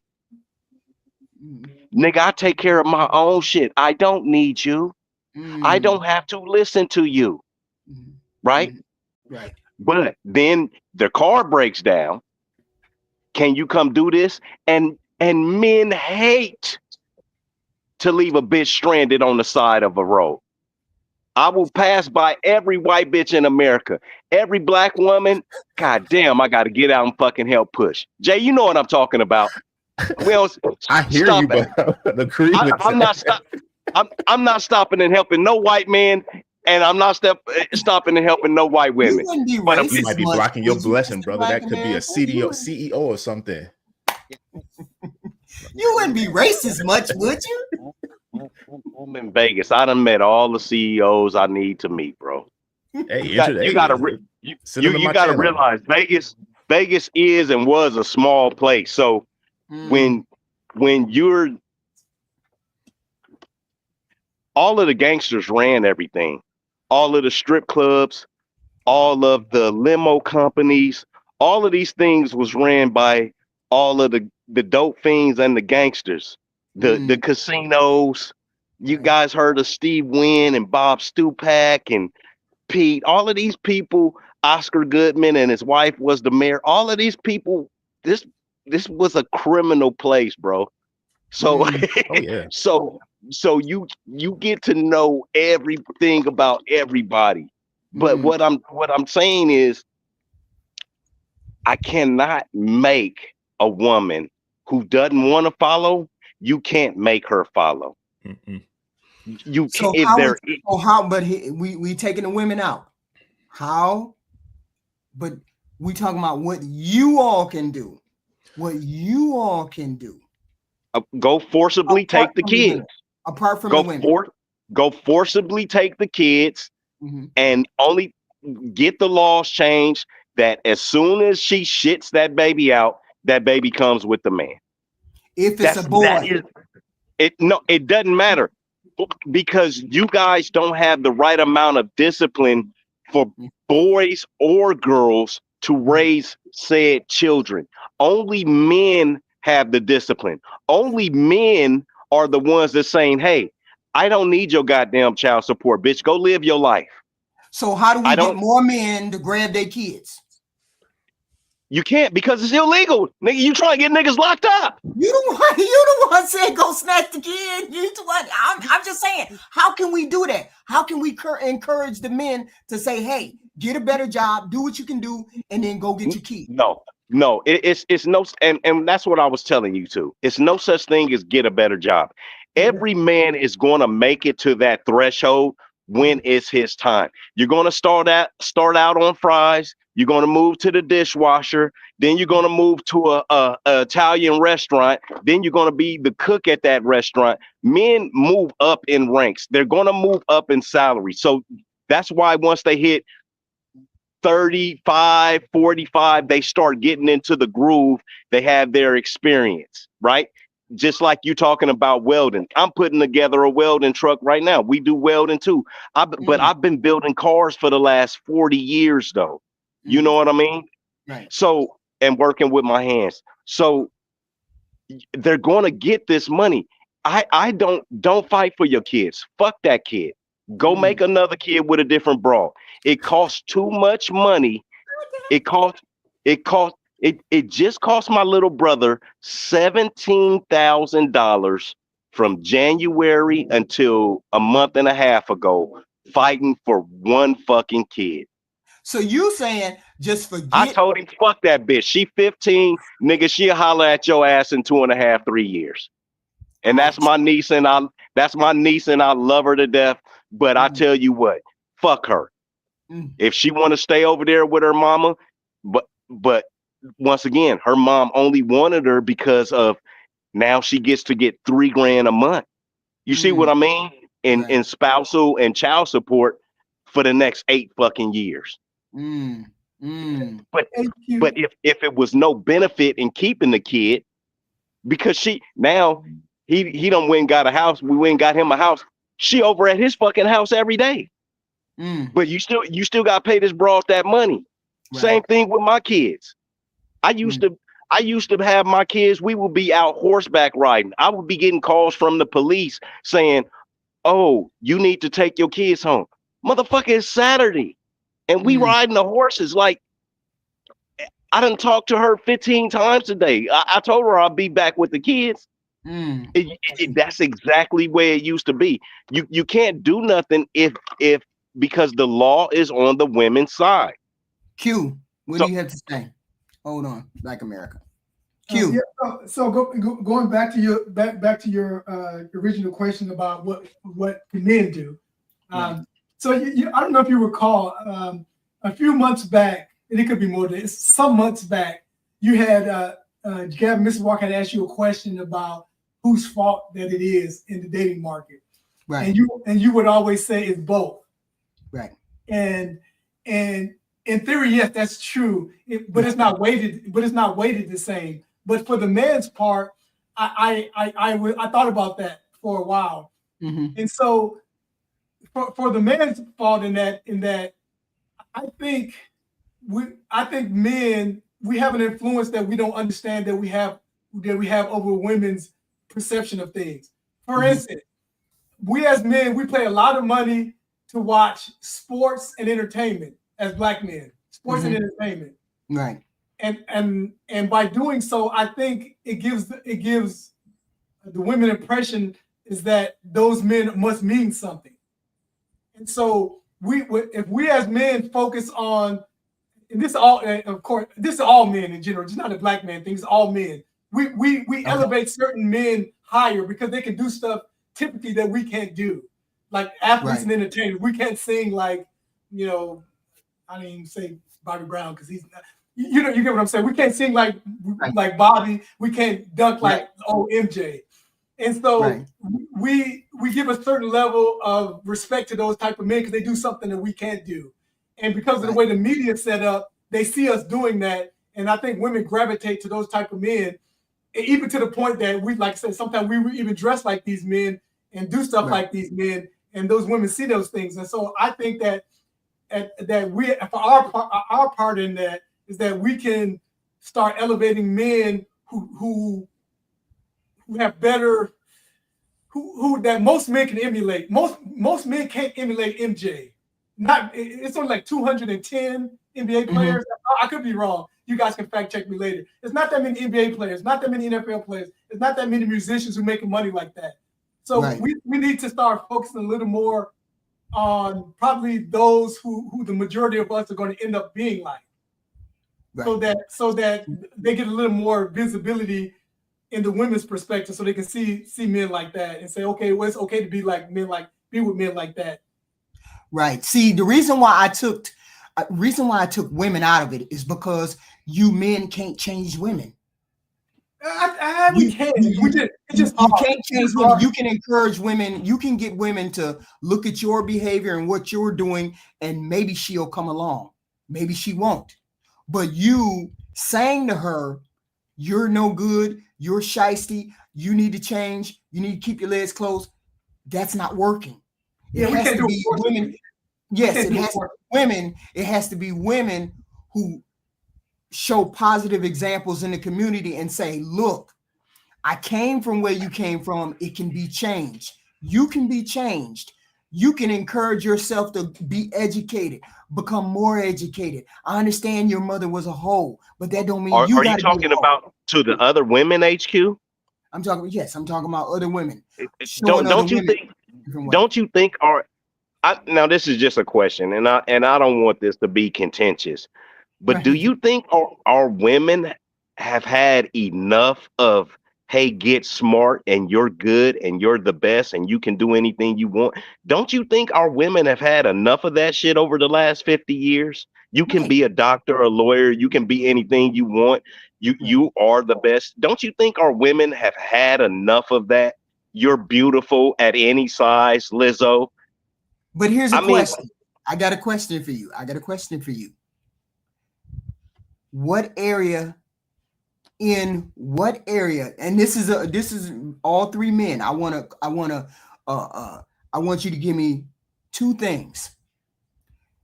If you could change women today, tell me what you would change in 3 words or less. Just give me all three men about women. What would you change, Mr. J? Humility. Humility. Why? Because they all think they the top. Okay. Regardless of circumstance, they all think they like Brother Black said, they could be as big as a house, whatever. They all think, oh, you a 10. I'm a 10. So women need to be more humble. Humility, got to be humble. Number 2.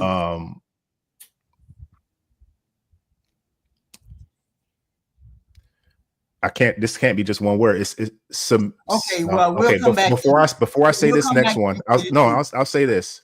Okay. I'll say the word selection.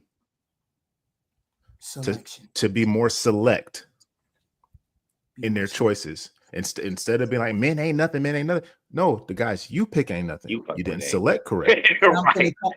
I'm finna push back on that. You can't push back on it. No. Yeah.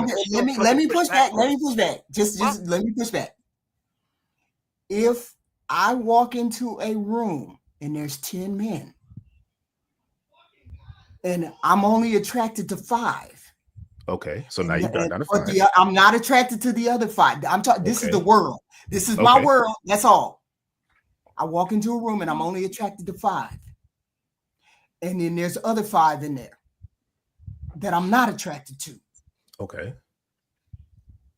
What if those 5, there's issues with those 5 that I'm attracted to? You think I'm finna go over and talk to the other What? 5 that I'm not attracted to? What? So Listen to what I'm saying. out of Listen those to what I'm 5 men from those 5 men out of the 10, saying. Mhm. I'm all only 5 of attracted them, to 5. those 5 men that you're attracted to, all They of them only is trash. interest They me in all those trash. They all trash. No, they're not all trash. Different degrees of trash. Different degrees. But all the 5 that you're not attracted to, those is good guys. They different degrees. Good guy, bad guy, the whole 9. But I'm not attracted. Man, your scenarios, HQ, you be pushing us. that's You be serious. painting us right into a corner, man. But my question is this: why would I go and talk to men that I'm not attracted to? But throughout history, women don't look at men I have to physically make and say, the "Oh, I choice. want him. That's Hold the on. guy I I get." have You to go and make look the for the guy choice. that's going to treat you well and provide for you and protect But you. you all pick women that aren't any good But either. you just asked us the It's question about the So words I'm we saying, wanted. So I said selection. how can you put that onus on me, but it's not on the men? But I would say that for men too. If you ask me another word, I will also say selection. Okay, selection. That's yours. Black I was- America, give me your 2. Black America, give me your 2. Mine's would be attitude Attitude. and fitness. How the hell you come up with them 2? Those are simple to change. Simple. Ladies in the audience, that's simple to change. Attitude. Well, I mean, all we got is a bunch of porkers running around here, right? And then they wonder why men don't like them, and so now they have an attitude because men don't like them, and men is using them because you're a porker. Last week. It was a 26-year-old that came on to me. She had her nose pierced. Okay, Mhm. bitch, where am I going to take you? You're overweight. Not only that, To the buffet. you also have your nose pierced on both sides. Right. Where do you think? And then it was the firefighters ball a couple of weeks ago. Where do you think I could possibly take you with me being fat and then looking like Pinhead from Hellraiser?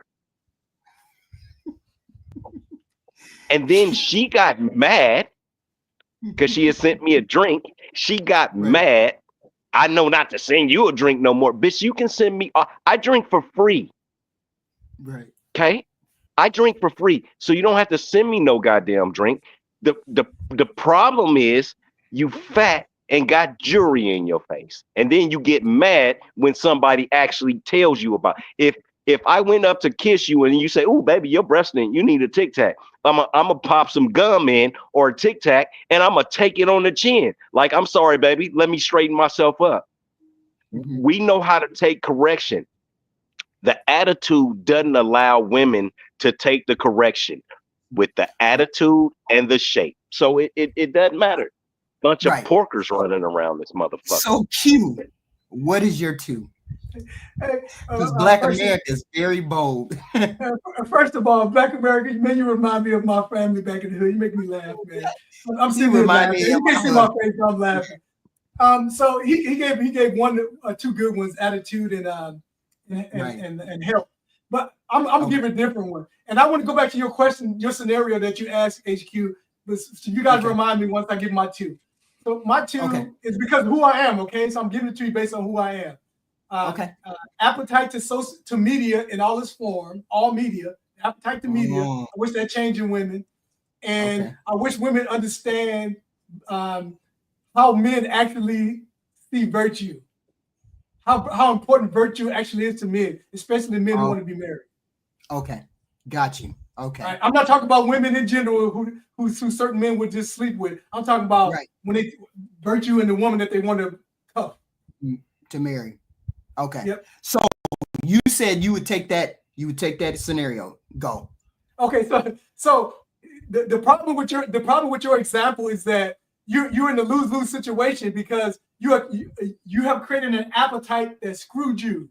I don't know how you got whatever appetite got you to where you are. It placed you in a position to be attracted to those bad men. So you're screwed. Right. You know, that person, maybe not you, or that person that you created in your hypothetical. I've always been attracted to bad boys. Always bad boys. But I've always met marriage-minded bad boys who couldn't live without me. So I don't know. Have your way, Lord. Have your way, Lord. Wait a minute. Hold on. You bad boys who want to be married. That's the problem. That's the problem right there. Y'all want niggas like me, and then when y'all get with us, y'all say come for me after y'all have all his babies. And y'all want to come fuck with Jay, and then you be like, Jay, you're a pussy. Like you didn't tell me to shut the fuck up and sit down when I started talking shit. I started talking shit. You didn't tell me to shut the fuck up. And then because exactly, he get on the video game. I'll take. So how do I change that? I can't change that. You guys don't know how to pick men. You guys need men to pick the men for you. Selection. I got 7 girls. I got 7 of them. And anytime them motherfuckers want to date a nigga, they know you got to bring them by dad house. And I'm going to have a whole car over here torn apart.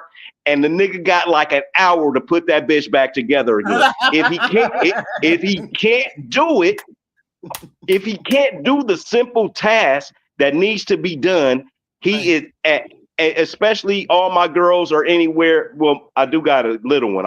I got a little one. But most of my girls are adults, 24, the ones that are still single, right? 26 through 30 right now, right? If you can't do this single task, bro, you are not a man. And either you're going to take man training from me, because that'll turn you into a man, or go find another bitch to fuck with. Because my son say, because my daughter, like my little daughter, she got 4-wheelers, she got Jeeps, she got a goddamn dollhouse in here. In her kitchen, she got all kind of her kitchen. In her room, she got kitchens. My son said, Daddy, she rich. That's why all the grandkids come over here and play. And then they get to jump in the swimming pool and they be torturing my dogs and shit, sticking their little grimy fingers in my dog's eyes and shit. Grandkids is horrible. The motherfuckers are bad. So, but they come over here and they want to play because my daughter has everything, right? She got girl shit and boy shit, right? Right. So when it comes down to it, I told them, I'm not leaving you guys shit. When I die, that generational wealth thing, it's a farce. Because only thing it does for black people is turn it into a bunch of infighting. It makes your loved ones fight with each other. I've seen it too many times where people die and people rush to the mom's house to get the silverware or photos or anything like that. Y'all motherfuckers ain't getting shit from me. They all know that. That happens in all cultures, man. That happens in all cultures. Right. You're not getting a goddamn thing. So I'm giving you all the tools right now to make yourself successful. Right. If you don't do that, then you won't be successful. I tell my girls, you need men. You need a man that's going to live, kill, and then die for you. And when he dies and you guys are older, then you get to live your life comfortably and not eat cat food. I don't know how much. No, I don't know. I don't know how much longer. I don't know how much longer I got on this earth, right? Right. But I don't care. I came and I did my job. All my kids are taken care of, even this baby. If something was to happen to me today and I go out and something happened, she's even taken care of financially. Okay. Right. That's what we are for. Everybody, we have feelings. Fuck your feelings as a man. You have a duty. That's why men stay in marriage. We stay in the marriage that you're not getting no vagina for for months. We stay in the marriage that your wife is out cheating on you. We stay in the marriage when a third of the goddamn kids that's supposed to be yours, they ain't even yours. Two of them kids that's at your house, they not your goddamn kids. We stay in the marriage, and we stay in those things because of duty. We have a duty and a fidelity to you guys. It doesn't have anything to do with love. You think I can't wait for this bitch to die, right? She when my Black man, when my you number wild, I swear. when my number one dies, I get to have my number two move into the house. But until she dies, number two and number three, they don't get to. I mean, they can come to the house like they all be fucking barbecuing and all of that shit. But I'm talking about actually moving to the house. Number one has served her purpose. Her time is done. You wild, Black America. But I still, but this is still my bitch. If somebody is to touch her, I'm going to kill them. If somebody is disrespect her, I'm still going to kill them. I don't care if it's one of my kids, if it's somebody else's kids, if it's a grown man. I may not like her, but this is my motherfucking broad. And I am going to go to hell and back with gasoline draws on, or fucking go to the moon in a goddamn canoe if this bitch tell me to do it. Because this is my broad. Let me read. You see what I mean? Black America, you wild. That's all I can tell you. You wild, but I guess you real. But the super chat, Jay Tillman, $13.99. In regards to HQ, have your way, Lord. That's one of the reasons I started my channel. You started channel to give a positive image of Black fathers from humble beginnings. Hopefully I can accomplish that. You're the one who said that you play games with your children, or you watch movies with your kids and do the reviews. Is that what you? Yeah. Okay. Can you hear me? Yeah, my daughter wants me to get 100 subscribers before she helps me on the channel. Okay, drop your link in the chat. Do that. Drop your link in the chat, guys. Yeah, she can bust it, man. Yeah, drop your link. Single by choice is $20. What about the women, HQ? Keep cooking, HQ. Hit the like button and support the channel. Thank you all. Hit the like button and support the channel. I need a like from everybody, please. Thank you, please. Then we got Chocolate Tie, $4.99. The boy's love for his mother will determine how he treats women. Okay. Chocolate Tie again, $4.99. Unless his father or father figure mistreats her, the boy will follow in his father's tracks. Terb B 2000. Thank you for the $19.99 super chat. Keep encouraging the dialogue. Thank you very much. Thank you for the super chat, guys. Please hit the like button, super chat if you can.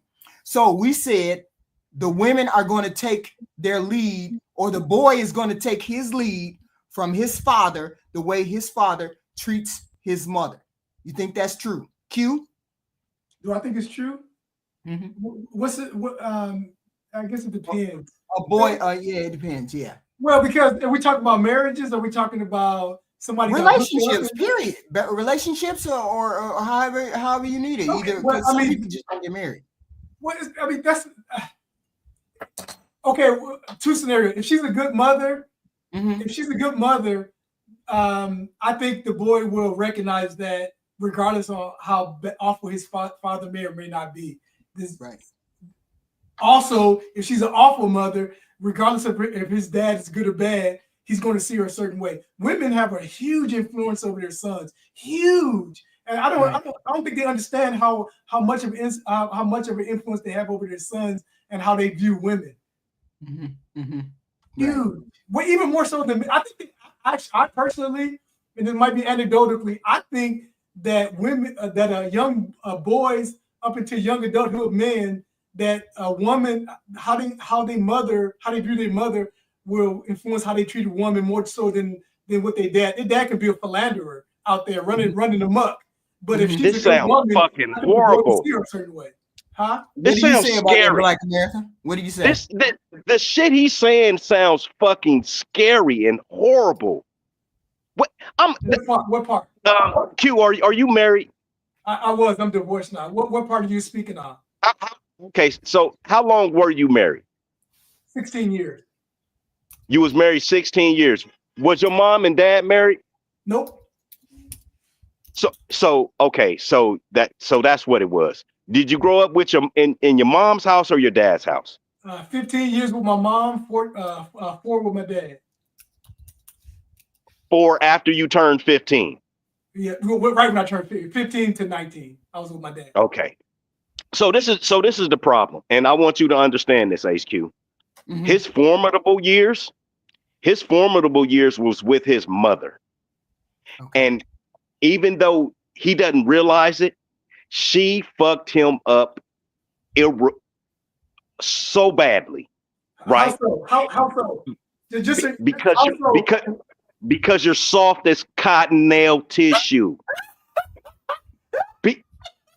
Because Man, you out of because your mind. You Who, are out of Q? your mind. You are out of your mind. Q? You don't know me, man. You really don't know me. Q, So let me ask you a couple of questions then, Q. When was the last time you been in a fight? when I was a boxer, man. I used to box. I didn't say boxer. I said a fight. Boxing and fighting is two different Bro, things. Let me tell you. The last time I'm 50 now. So the last time I got in a fight, a fifth fight, I was 25, and I almost smashed the dude's face in. And let me tell you why. And let me tell you why. I don't. The reason why is not important. The reason why is not important. Do people say that you are genuinely a nice guy? Well, since I'm a clergy now, yes, they do. Q, do people generally say that like as far as women, it would be, well, you in clergy, so you probably don't be chasing those skirts, which is good. Okay, that's commendable. That goes back to what I said earlier about college. I'm glad I changed because of college. Right. So the whole thing about it, Q, is men and men, right? Yep. Bad men and good men have to have the same amount of devil in them so the good man can defeat the bad man. Do you understand? 100% agree. 100% agree. So with that being said, you are not the kind of guy that is going to absolutely go and kill somebody's mother, wife, kids, and dog, right?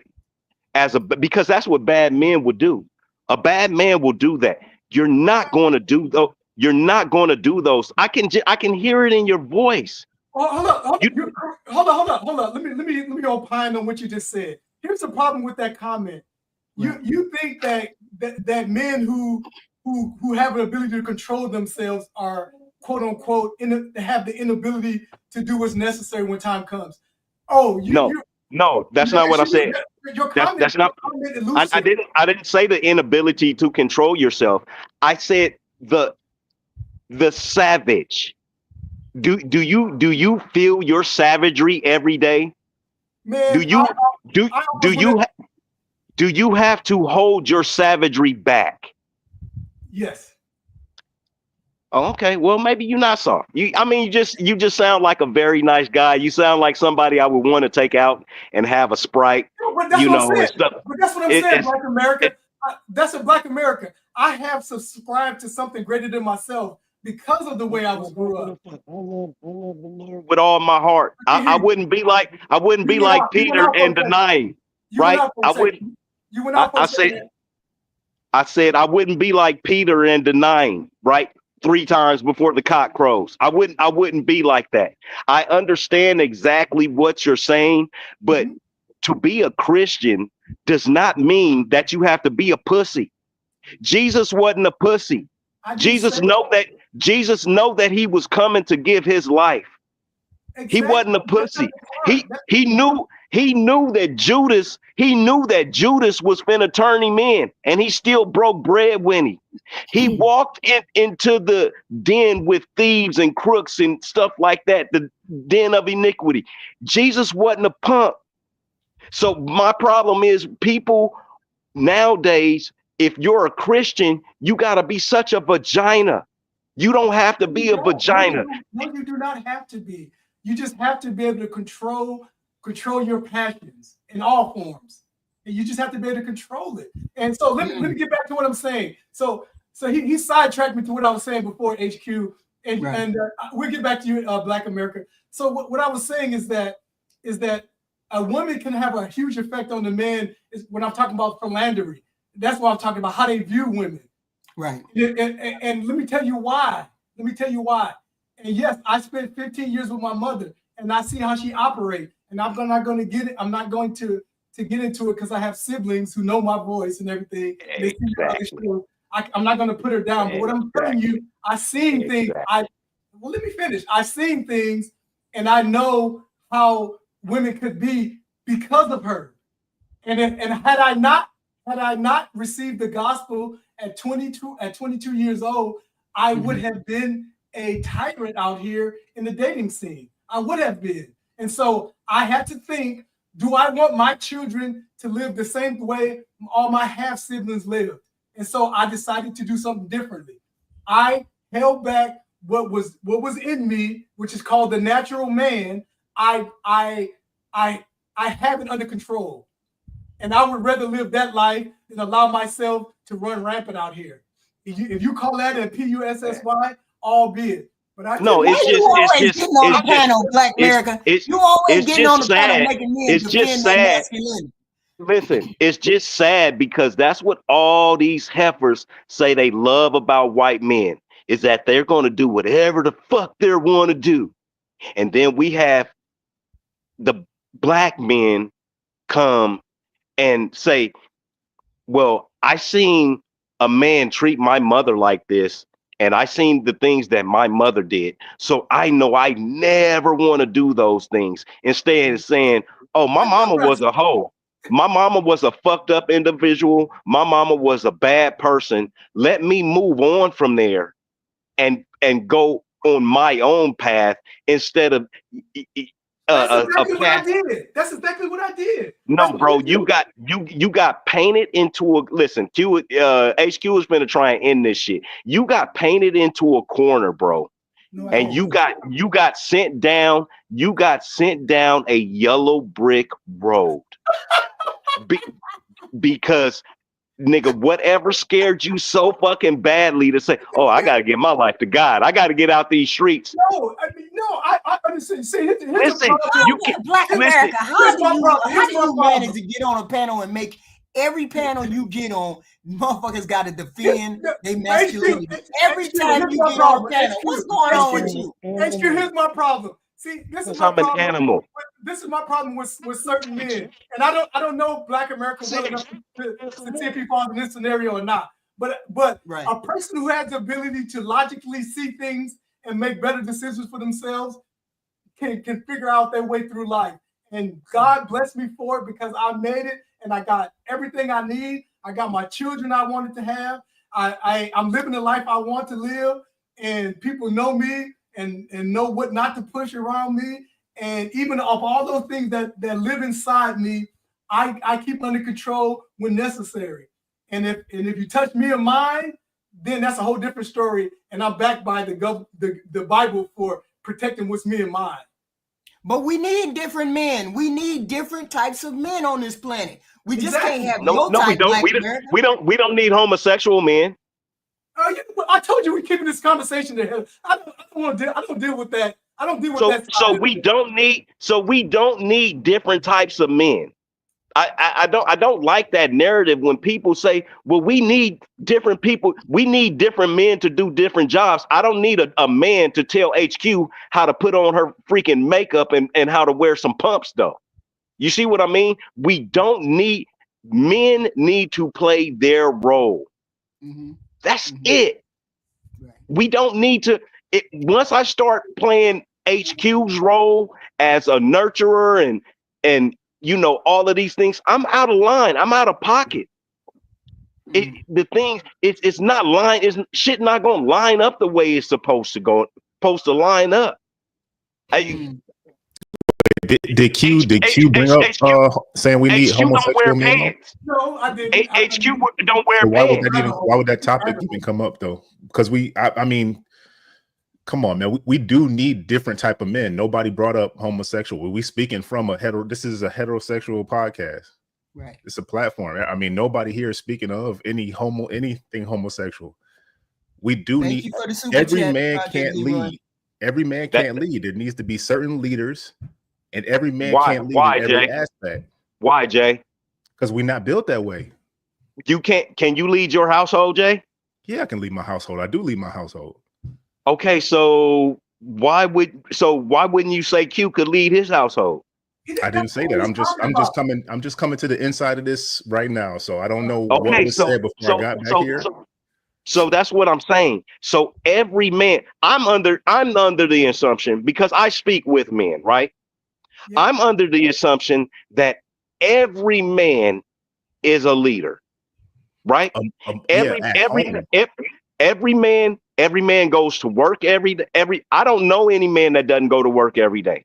I don't know any man that don't raise his fucking kids. I don't know any man that don't know how to change a tire or put a fishing hook on or do. I don't know men that can't do those things. Now, maybe I'm blessed and I have a great circle of men that come to me and want to talk to me, right? Mhm. But every man that I know knows how to be a man, and that man is qualified to be a leader. And it doesn't matter if your boss left work tomorrow, Jay, you're going to know how to take control of the people that are in your office or in your surroundings and take and lead those people.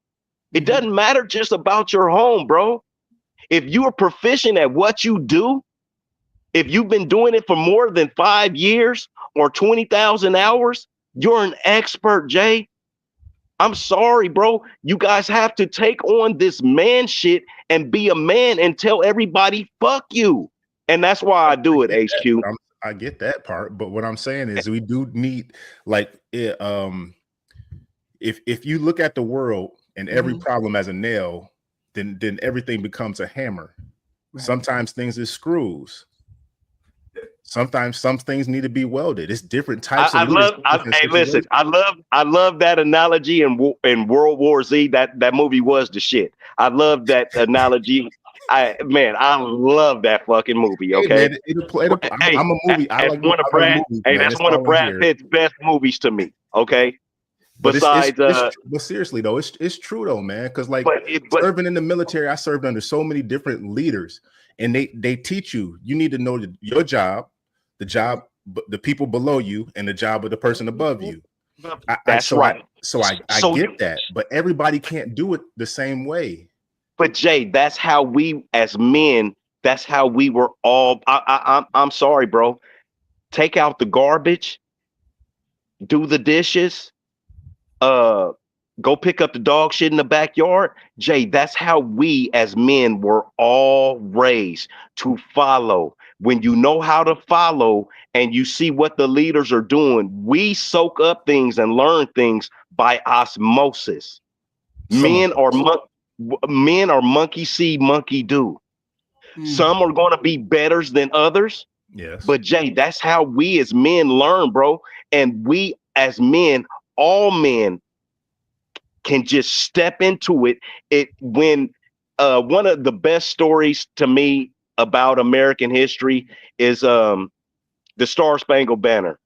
And when the flag was flying and they kept hitting the bottom of the flag and people and the flag was going down, another soldier would step up and hold that fucking flag up. Mm-hmm. That is us as men, bro. That is us as black men, especially. It's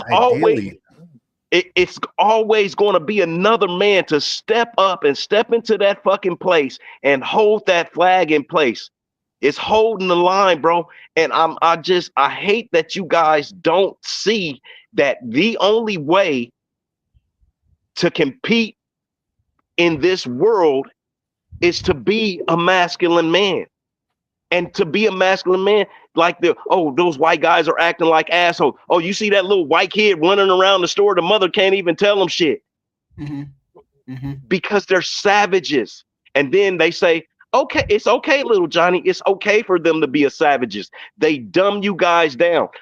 with Q, I got something to say to you, and then I'm gonna hop off because I know HQ trying to hop off. My mom and dad was married until the day he fucking died, 40-some years, right? Mhm, That's mhm, awesome. That's awesome. And my dad said to me, "This is my woman. This is not your fucking woman. mm, If I got you and her hanging over a cliff, I will let your ass go, mm, and I'll save her because I can make another fucking you. mm, All you have to do is not disrespect my woman, and I won't kill you. mm, mm, This lady shouldn't mean shit to you. This is your mom, but don't make her mad to where I have to come down on you. Can I trade some money Mm. for this? mm, Don't make her mad to where I have to come down on you." okay. And that's it. Mm, And that's directed to me to what right. end? Yes, Q. No, I'm saying, and you said that to me to what end? I think he froze. Black America? Oh, he did froze. Oh, he did. Oh, I thought he was waiting for me to answer. Oh, okay. He froze. He Yeah, froze. I mean, I see here. I want to go to what Jay was just saying. So I think the problem is that sometimes, as far as being a man, I agree. We rough. We do stuff to be man. We're competitive. We do things to compete. I'm not sure what he was alluding to about in the work world. I mean, I do well. And so here's my issue.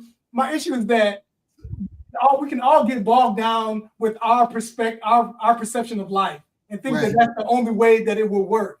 Right. And when Jay was saying, when I took what Jay was talking about leaders and followers, is that sometimes you got to take one role or the other. And to make society work, not everybody can be leaders because then nothing will get done because no one will listen to one another. Right. Yes, we have to compete. We have to be men. We have to and sometimes get rough and maybe get punched in the nose, especially if you grew up in the hood. But we can also see things, see how things play out, and not have to go through them to understand that we don't need to do them. Experience is not always the best teacher. Sometimes viewing situations and seeing how they turn out is a better option.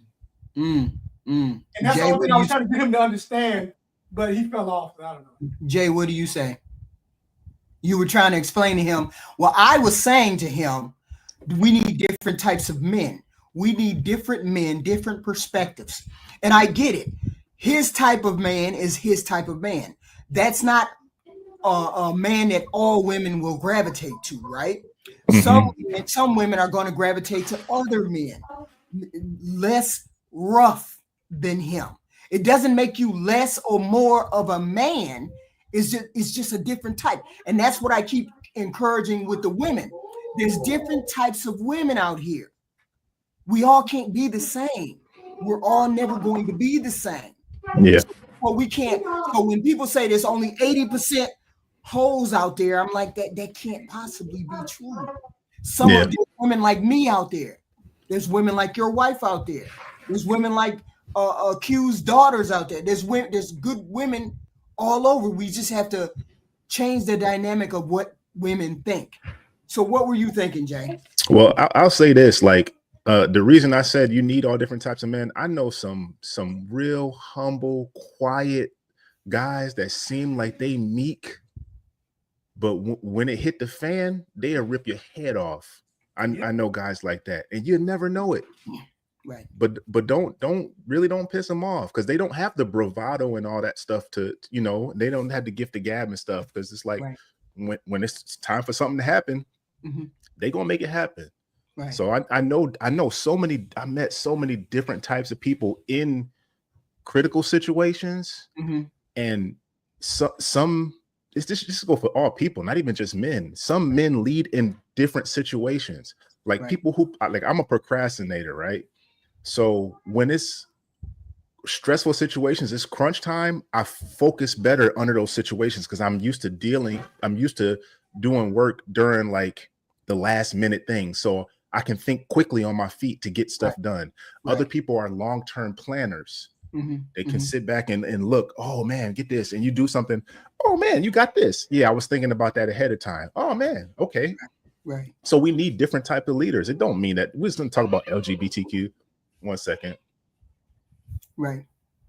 Let me read the super chat from Project Leroy, $5. What Black America is saying is, a Black man, you cannot be passive all of your life. There has to be a balance, and a man being passive is not manhood. We understand that. We got that. Yeah, you get walked over. For the $4.99. Those that don't know that they don't know. What does that mean? Chocolate tie. What does that mean? Yeah. So it's different type of men. It's different type of men out there, and I get it. I want us to have a more positive image, the Black men going forward. How can we get that image to be better? You got to do it by example. We got to grab those young boys up. We got to teach them the right way. Somehow, what's the goal? That's my primary question. What's our goal? What goal are we trying to meet? Because when you get a whole bunch of people's hands in the pot, they're gonna have their own agenda. That's like our government now. People get their hands in there, they want to do their own. I got my own thing. I got my own thing. So now we're all diverging. What's our singular goal that we need to do to get accomplished for us? And I believe, like you said it before. See, I was trying to look at it from reality. The reality is we got split homes. Right. So you want the kids, but the way to actually target it is to have a nuclear family and work it from the family out. That's the only real way to do it. How do we get back to that new? And I'm with you with that nuclear family. I'm with you. We need more people to get married and stop having babies outside of wedlock. Stop doing that. Women, but that's a woman's show. That's a woman's show. Yeah, what do we tell the men?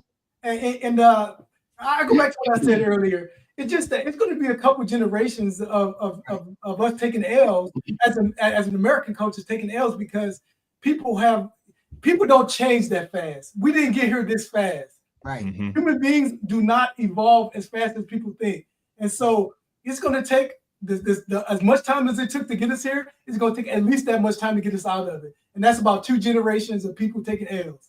I say twice, man. Yeah, and so. You say the only thing we can really do is, and I think Jay Walker, cousin Walker, I think she has even said this. She has the young girls watching Single by Choices, so they can see the old women and what they're doing.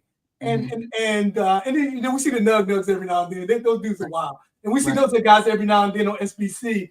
And that's the only way you can really fix it, is saying, hey, this will be you, and both men and women. But I think men do it a little bit better with the younger men, and say, hey young blood, you don't want to do this. You don't want to do this. You don't want to be having all these women out here and not having any money because you're paying all this child support. Right. Typically, older men are a little bit better at telling younger men what to do. Right. But I just don't know how it's going to happen unless you write a couple generations off and just focus mainly on the children. Well, I'm going to focus on the women who hear my voice, and I'm going to focus on the men. I'm coming from the perspective that we all need help. We all need help, some more than others, but we all need help. That's why I did that. Women shouldn't be a hyena show, or I forgot what the name of it was. Something about women and their combative attitude.